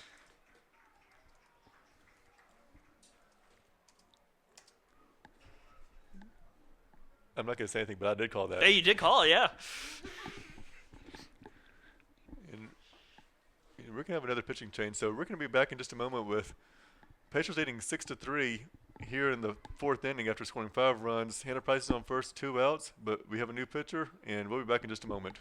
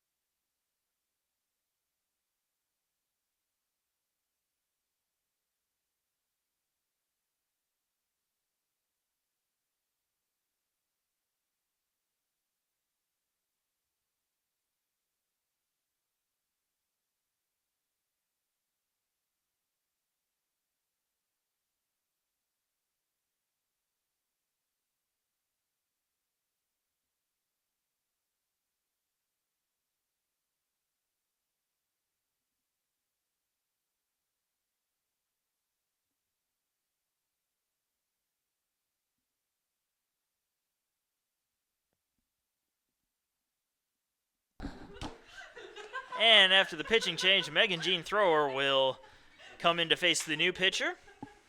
Brandy Parks, the 5'6" right-handed freshman out of Roaring River, North Carolina. Also from East Wilkes High School. I'm glad that you took the Roaring River because try to say that one 5 times fast. Oh, I'm not even going to attempt that. Because I know I will mess that up so badly. But again, I'm impressed still with Lenoir-Rhyne's pitching today, and to have all freshmen who've come in and done as good as they've done. They really have only given up one bad pitch, and that was a 3-run home run. That's pretty much the only error that they've had. If you call it that, yes. Yeah. I mean, but through 14 innings, that's one bad pitch. I mean, they've done a great job. And they can only get better as these freshmen have another 3 years to grow. And the count now is 2-1. 2 outs, and the Pacers leading 6-3 after scoring 5 runs so far in this inning. This is the 9th batter of the frame. And that pitch is going to be low for ball 3.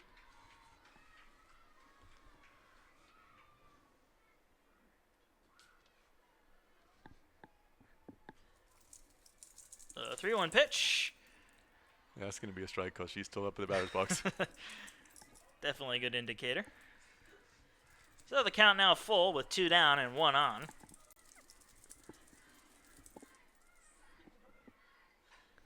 That's going to be hit fouling out of play. It just misses the truck over there. So kind of brave for the people to park in the parking lot. Taking a big chance just to save yourself a few extra feet of walking.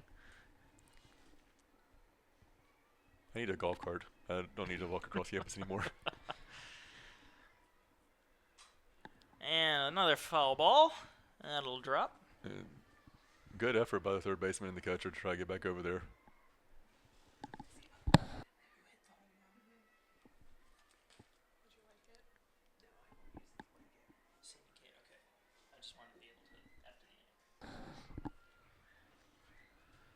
So 3-2 is still the count with 2 down and 1 on. Pacers leading 6-3.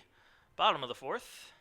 And a swing and a miss there will be the final out of the inning, but the Pacers managed to score 5 runs, and none bigger than the 3-run home run by Sidney Kate Murphy to give the Pacers their lead as we go into the top of the fifth.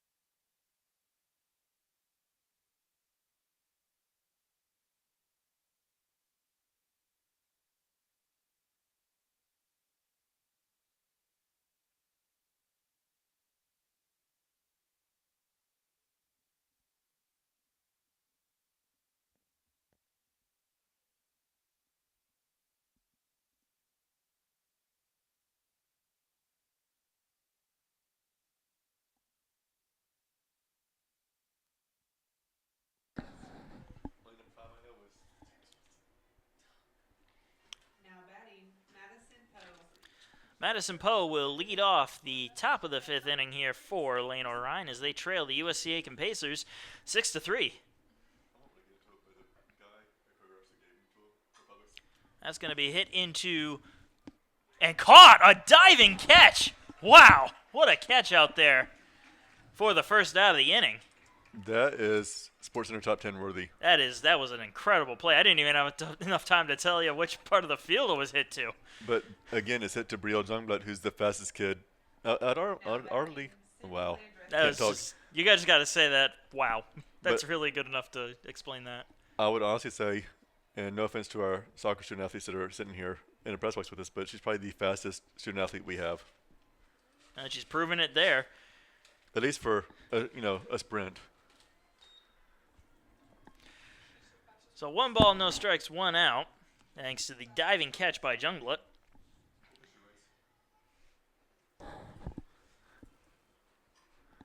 That's going to be hit foul. I'm kind of in awe of still of that catch. That was and that would have been a base hit too. That was going into that was going to be fair. That's going to at least be a double, if not a triple, the way it was curling into to the corner of the field. And especially if she had missed on that dive, no doubt that would have been a triple. I mean, good effort by Montai trying to back her up some, but Montai was still not anywhere close to the play.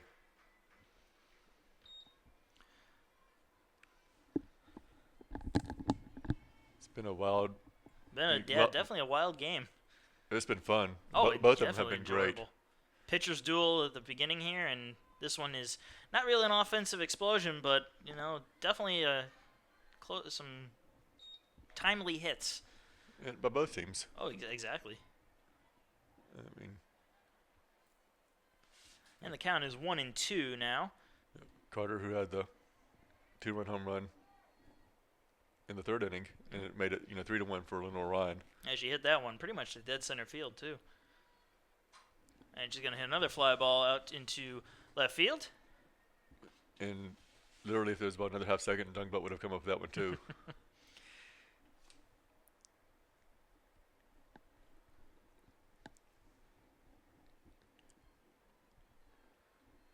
But Lenoir-Rhyne's coach, one of the best in the business, and Coach Schneider always talks about how impressed he is with them and how classy Lenoir-Rhyne is, and she came from a great foundation. Wingate always has a great team as well, and that's where she graduated from. a couple years before I got to Wingate, and I'm not just saying this is a good school because both of us went there, but just one of the classier programs that you'll see around, and it's great to be in a doubleheader against a team that's as good as they are. High fly ball into the left center field, and Monti comes on to make the catch for the second out. Covering a lot of ground there, able to come up with that play. In all fairness, Jungblut was still there too, but it was Monti's call to go get the ball. And as the center fielder, yeah, that's all her. So 2 down now.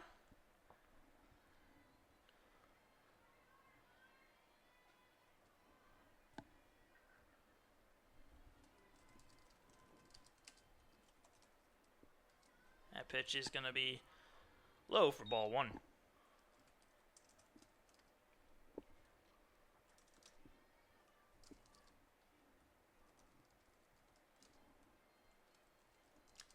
And the 1-0, swing and a miss by Jordan Phillips to even the count up at 1-1.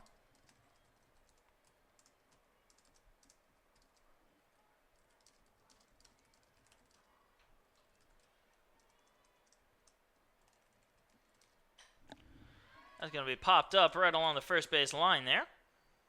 And that'll be caught for the final out of the inning. So a 1-2-3 inning here for Lenoir-Rhyne. And the Pacers will be coming up in the bottom of the 5th inning, looking to extend their 6-3 lead.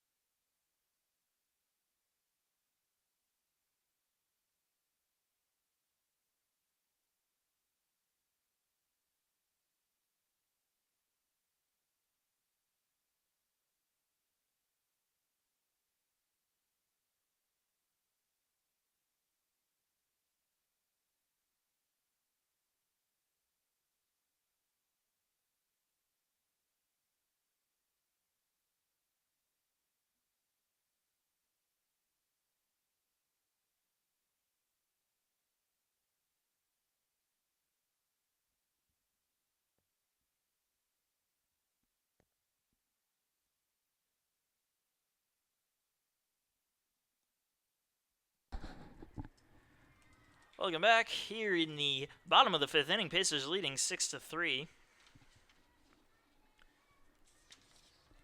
Leading off this half of the inning for the Pacers is Chandler Terrapin.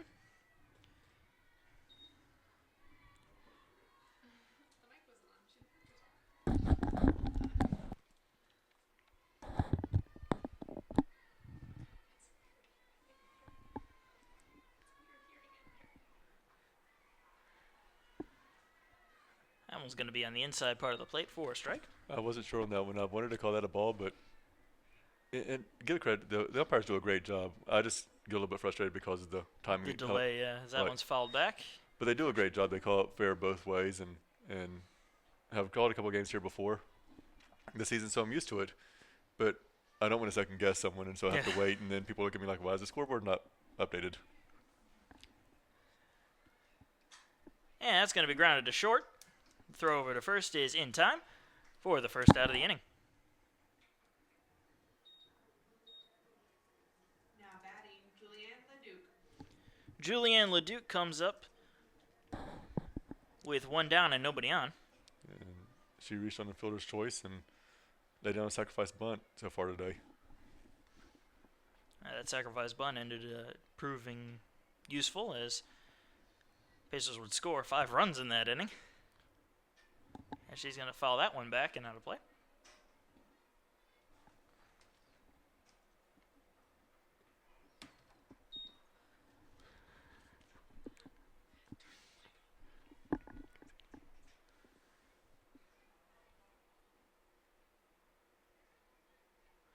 And the 0-1 pitch. That's going to also be fouled back right back here and right in front of the press box for the second strike. If there wasn't glass here, I would have went out there and gotten it. Or maybe not, but still. You would have knocked over the camera if you did that. We can move the camera closer so people had a better view. That's true. Another foul ball will keep the count at 0-2. But as we're sitting here talking, first I want to thank you for all your help this week. You've done a great job. You helped video stream the first time we video streamed golf during our golf tournament. We have Taylor Stratton and Dakota Curtis helping out in their press box as well today, and Spencer Lemunion. All great people who helped out this week over spring break. Couldn't ask for anything better than that. That pitch is going to be high for ball 1. Well, no need to tell you, I enjoy doing it, so. You might even pass your internship with us. I might.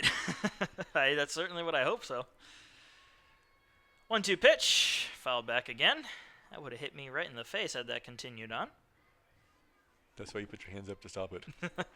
Yeah, but there's mesh and then there's glass and other people to block the ball from hitting me. I'll tell you, I was doing stats at the Augusta Young Harris baseball game a week ago, and I went out in the stands because the internet wasn't working, so I was statting from out there. At baseball at USC Aiken, there's the netting that comes all the way back to the press box. There's not at the Green Jackets field, which is where the game was. Wasn't paying too much attention, and the ball literally lands about 3 feet away from me, just roaring back. I was like, oh, I might need to move. That one's going to be fouled right back here. And caught by a fan. A nice little grab there. Wow. On the phone, too. Oh, he's on the phone. Didn't drop the call at all. One-handed. Mr. Montai, you have competition now. In fact, that was right in front of the camera there, so they probably caught that on film. So 2-2 the count still is, with 1 down. And it's going to be high for ball 3 and the count full. It's like a full house. And it is a full house. But not Fuller House. That's a show.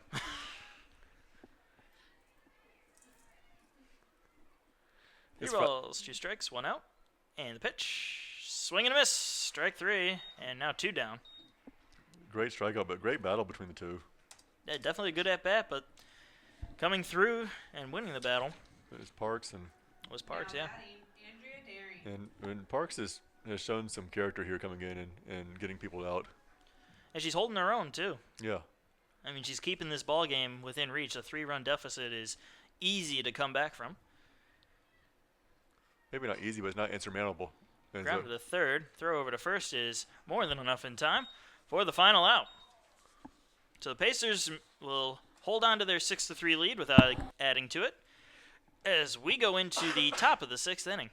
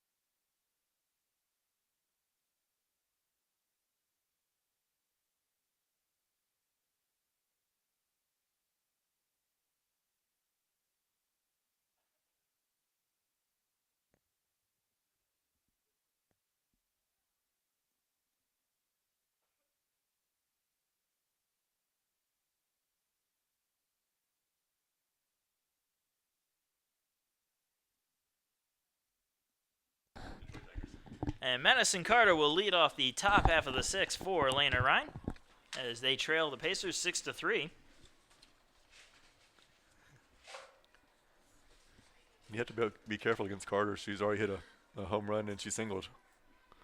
It's definitely a threat. Halfway to the cycle. And she'll foul that one back. I always thought you should be able to play it off the net and get the out. It would be interesting. Yeah, it would be interesting, but I feel like In baseball, maybe, because you got a little more room to travel, but here, as you can see, it bounces almost right back to You have the to have plate. quicker reflexes. That pitch is going to be in there for a strike. Nice off-speed pitch. So 0-2 is the count.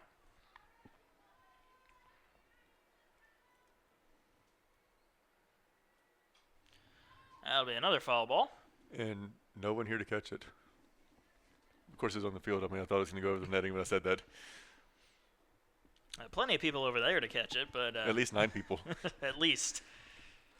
Maybe 10 if you count the on-deck circle. Man, I don't think she tried to grab it, though. Well, she might if it, keeps her team from getting out. That's true. The 0-2 pitch. It's going to be high for ball 1. Thankfully, no one's on base because, Would have been a wild pitch. and Terrapin's had a few of those today where she's lost control of it, and it's been not to the left or right, but just straight up, trying to her rise ball. Something's not working with it right now. And needs to kind of bring that down just a little bit. Have it still rise, but not to the top level. Oh, yeah. Swing and a miss there. That time she did it. See, she listens. And striking out for the first out. Now batting, Sarah Kenley. Sarah Kenley comes up to the plate now. And one of the sisters, as we talked about earlier, and she's had a great day in the field today. And she's done an outstanding job behind the plate. The older sister of the two. Younger sister had an excellent game in game 1. And even being a USC Aiken employee, I still hate to see her take the loss on that. Yeah, she did not deserve the loss, but But somebody's got to win, somebody's got to lose, unfortunately. Well, sometimes you can tie, which happened at UNC Pembroke and Coker earlier this year because Coker does not have lights. And so they went and ended up tying in that game because they ran out of time in daylight. So Well, the count is even at 1-1 here. trying to give fans some little bit of useless knowledge for random talks in maybe Fats Cafe Maybe. or when you're sitting around getting your car worked on at Tyler's Tire and Auto Center. That one's going to be hit following on a play. Or maybe when you're talking with the staff at Quality Inn and Suites. That could be true.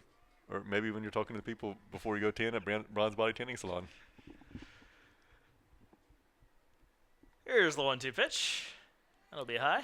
And the count even at 2-2. Maybe when you're scratching off your South Carolina Education Lottery tickets. Talking to yourself while you're doing it. I know people that will buy like a ton of tickets and sit around to scratch them off and enjoy it. I mean, they have a little bit more money than some other people, but have a good time with it. That's going to be popped straight up. And everybody's coming in for this. And Samantha Chubb will be the one to come up with the ball for the second out. And nice basket catch.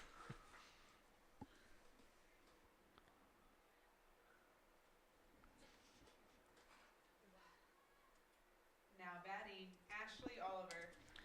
And after that, Ashley Oliver will come up to the plate with 2 down and nobody on. She covered some ground on that. She came all the way in and right on top of home plate, too. And I think Daring lost it when she tried to throw her mask off and turn around, and by that point, she couldn't locate the ball.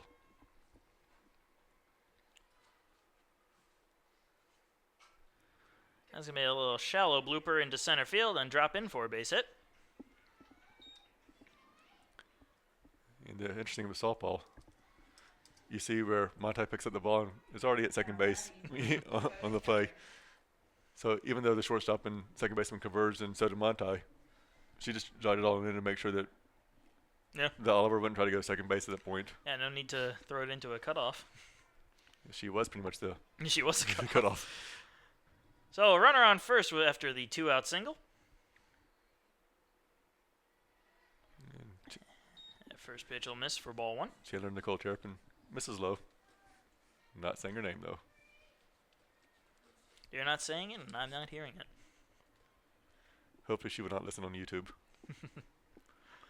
And the 1-0. It's going to be softly hit right back to the circle and caught by Terrapin And why for not the final out. why not help yourself on that and make the play? I mean, good piece of fielding by getting able to jump back and get to that. If not, she's on base and there's runners on first and second. But great play by Terrapin. So headed to the bottom of the 6th. Pacers still lead 6-3.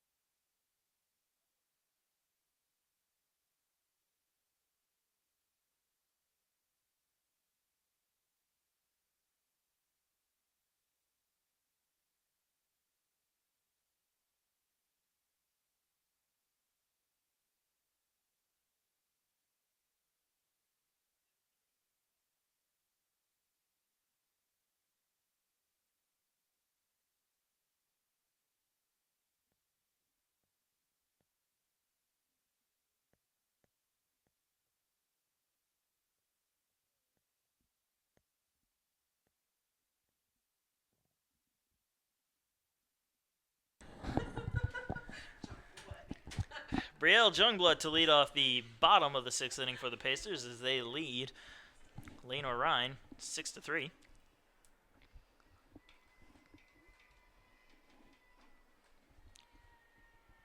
And the first pitch will be in there for strike 1. And Jungblood's 1 for 1 with a run scored and a walk today. Productive day. And with a SportsCenter top 10 catch. I mean, that's that was incredible. The 0-1 pitch. That's going to be in there for strike 2.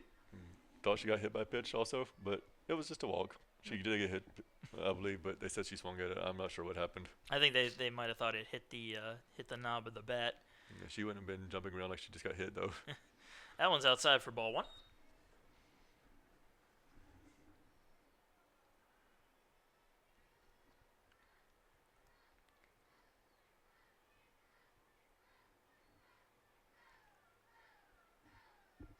And the 1-2 pitch.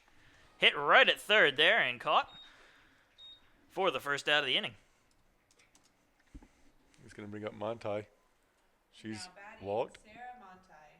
singled in a run, and had a sacrifice fly in the right field that scored a run. And the Pacers 5-run inning in the 4th. So more production. Always good to see. She comes up with 1 down and nobody on. And she also had a great play at the plate, too. That she did. Got that one in nice and fast. She fouls that one off down the third base line. I mean, really, she could have thrown 2 runners out at the plate if one from the first game if Daring was able to hold on to the ball. That was that would have been a lot closer had that happened.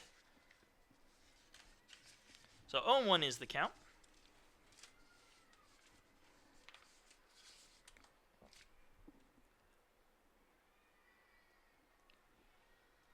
That one's just going to be a little low for ball 1.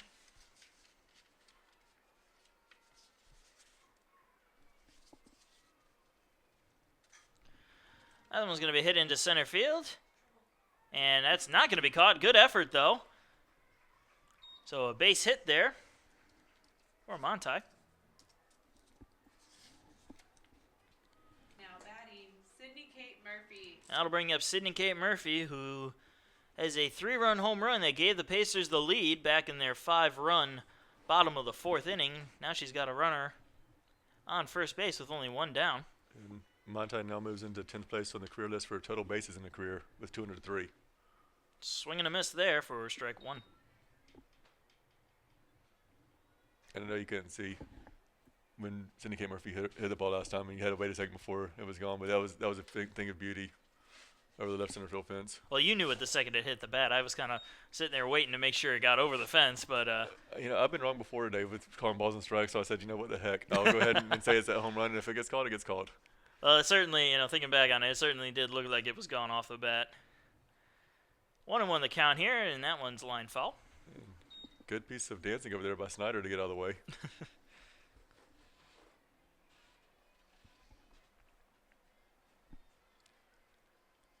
Went to the count with 1 out, and Pacers have a runner on first, leading 6-3 here in the bottom of the 6th, and looking to maybe add another run or 2 just to be on the safe side here going to the 7th inning. Can never have too many runs.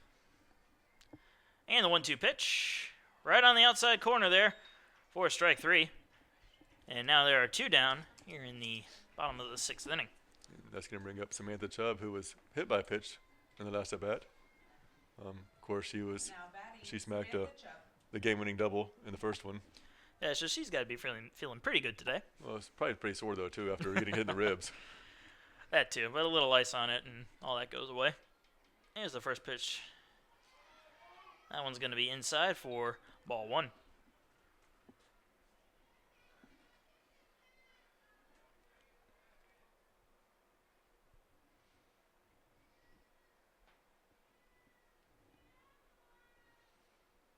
And the 1-0 pitch will also miss inside for ball 2. All right, Marcus, which play has been better today? The catch by Jungblood at the foul line or the one by the fan while talking on the cell phone? I got to go with Jungblood's. That was incredible. And that one's going to be hit foul and towards the cars out there. But not a bad effort by the fan though. Oh, no, yeah, he managed to I mean, anytime you can talk on the phone and catch a baseball or softball, whatever sport we're playing right now, it's a good day. And the 2-1. Fouled straight back.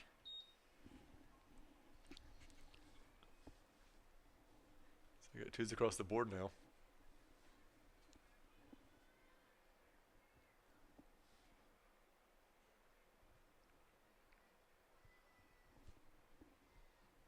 And the 2-2 pitch. And it's also going to be fouled off towards the parking lot. And, you know, the good thing is if these people who parked over here in the parking lot, hopefully they're insured by the NBK State Farm. So if they do get hit, he'll take care of it in a heartbeat. I certainly would hope so. So 2-2 the count still is after the foul balls. And that one's going to be just outside to make the count full. Yeah, so if this is baseball, she'd be running on this pitch. But being softball, she can't leave until the ball crosses the plate. So This is true.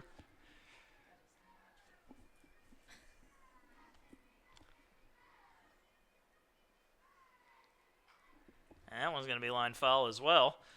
and they're taking a chance down there, being parked over there. That's for sure. I parked over there for one softball game my freshman year, and I saw all the foul balls hit over there. Never again.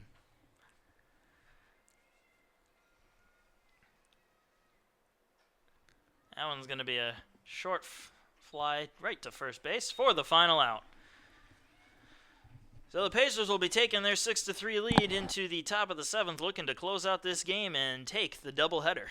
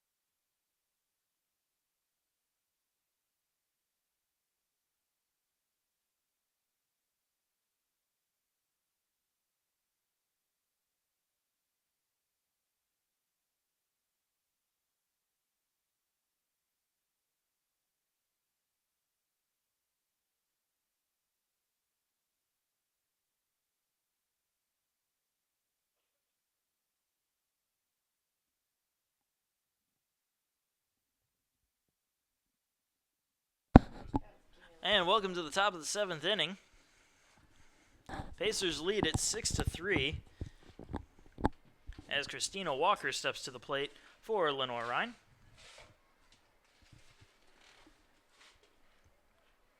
Walker 1 for 2 in the game.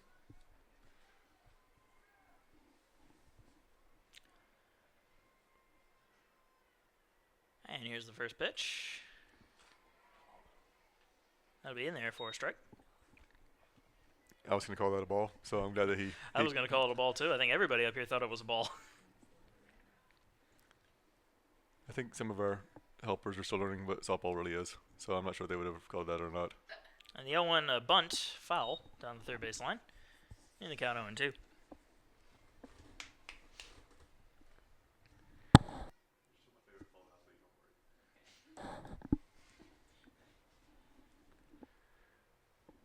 That's because we actually make it into winter, unlike you guys. It's because we actually make it into winter season, unlike them. And the 0-2 pitch grounded to third. Throw over to first is in time for the first out.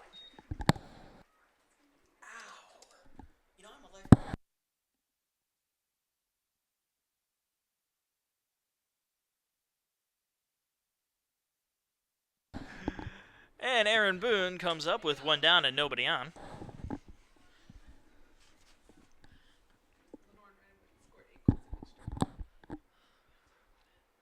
And that pitch is going to be high for ball one.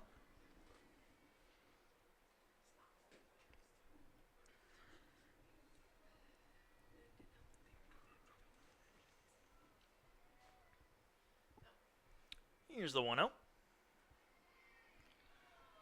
Nice little off-speed pitch, catching the corner there for strike one.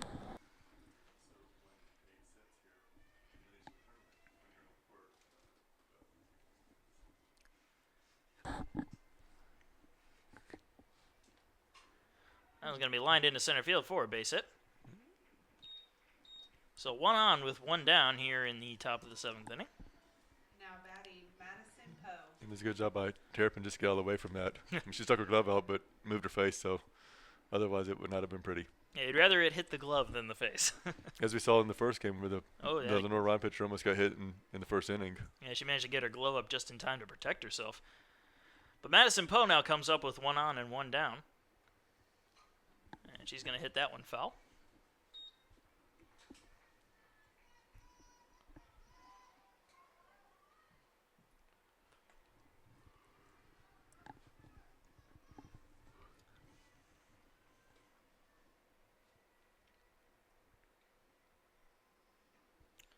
And another foul ball will make the count 0-2.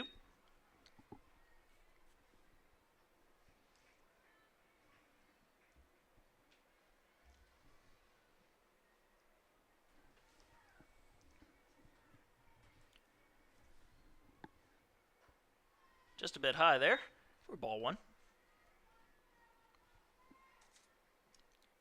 So the count 1-2 with 1 down.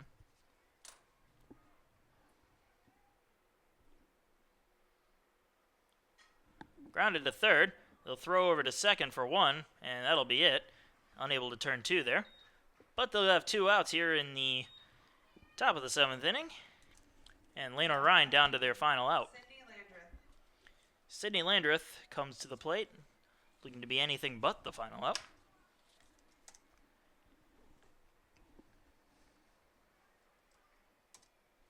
And she's walked and scored back in the 3rd inning for Lenoir-Rhyne. Swing and a miss on the first pitch for strike 1. He's trying to get 2 runs back on 1 swing. Quite possible to do that.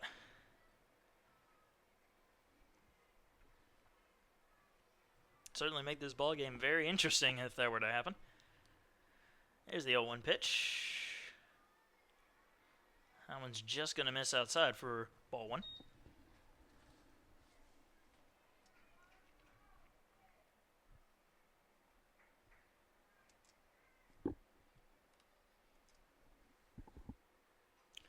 That one's fouled off, and the count 1-2.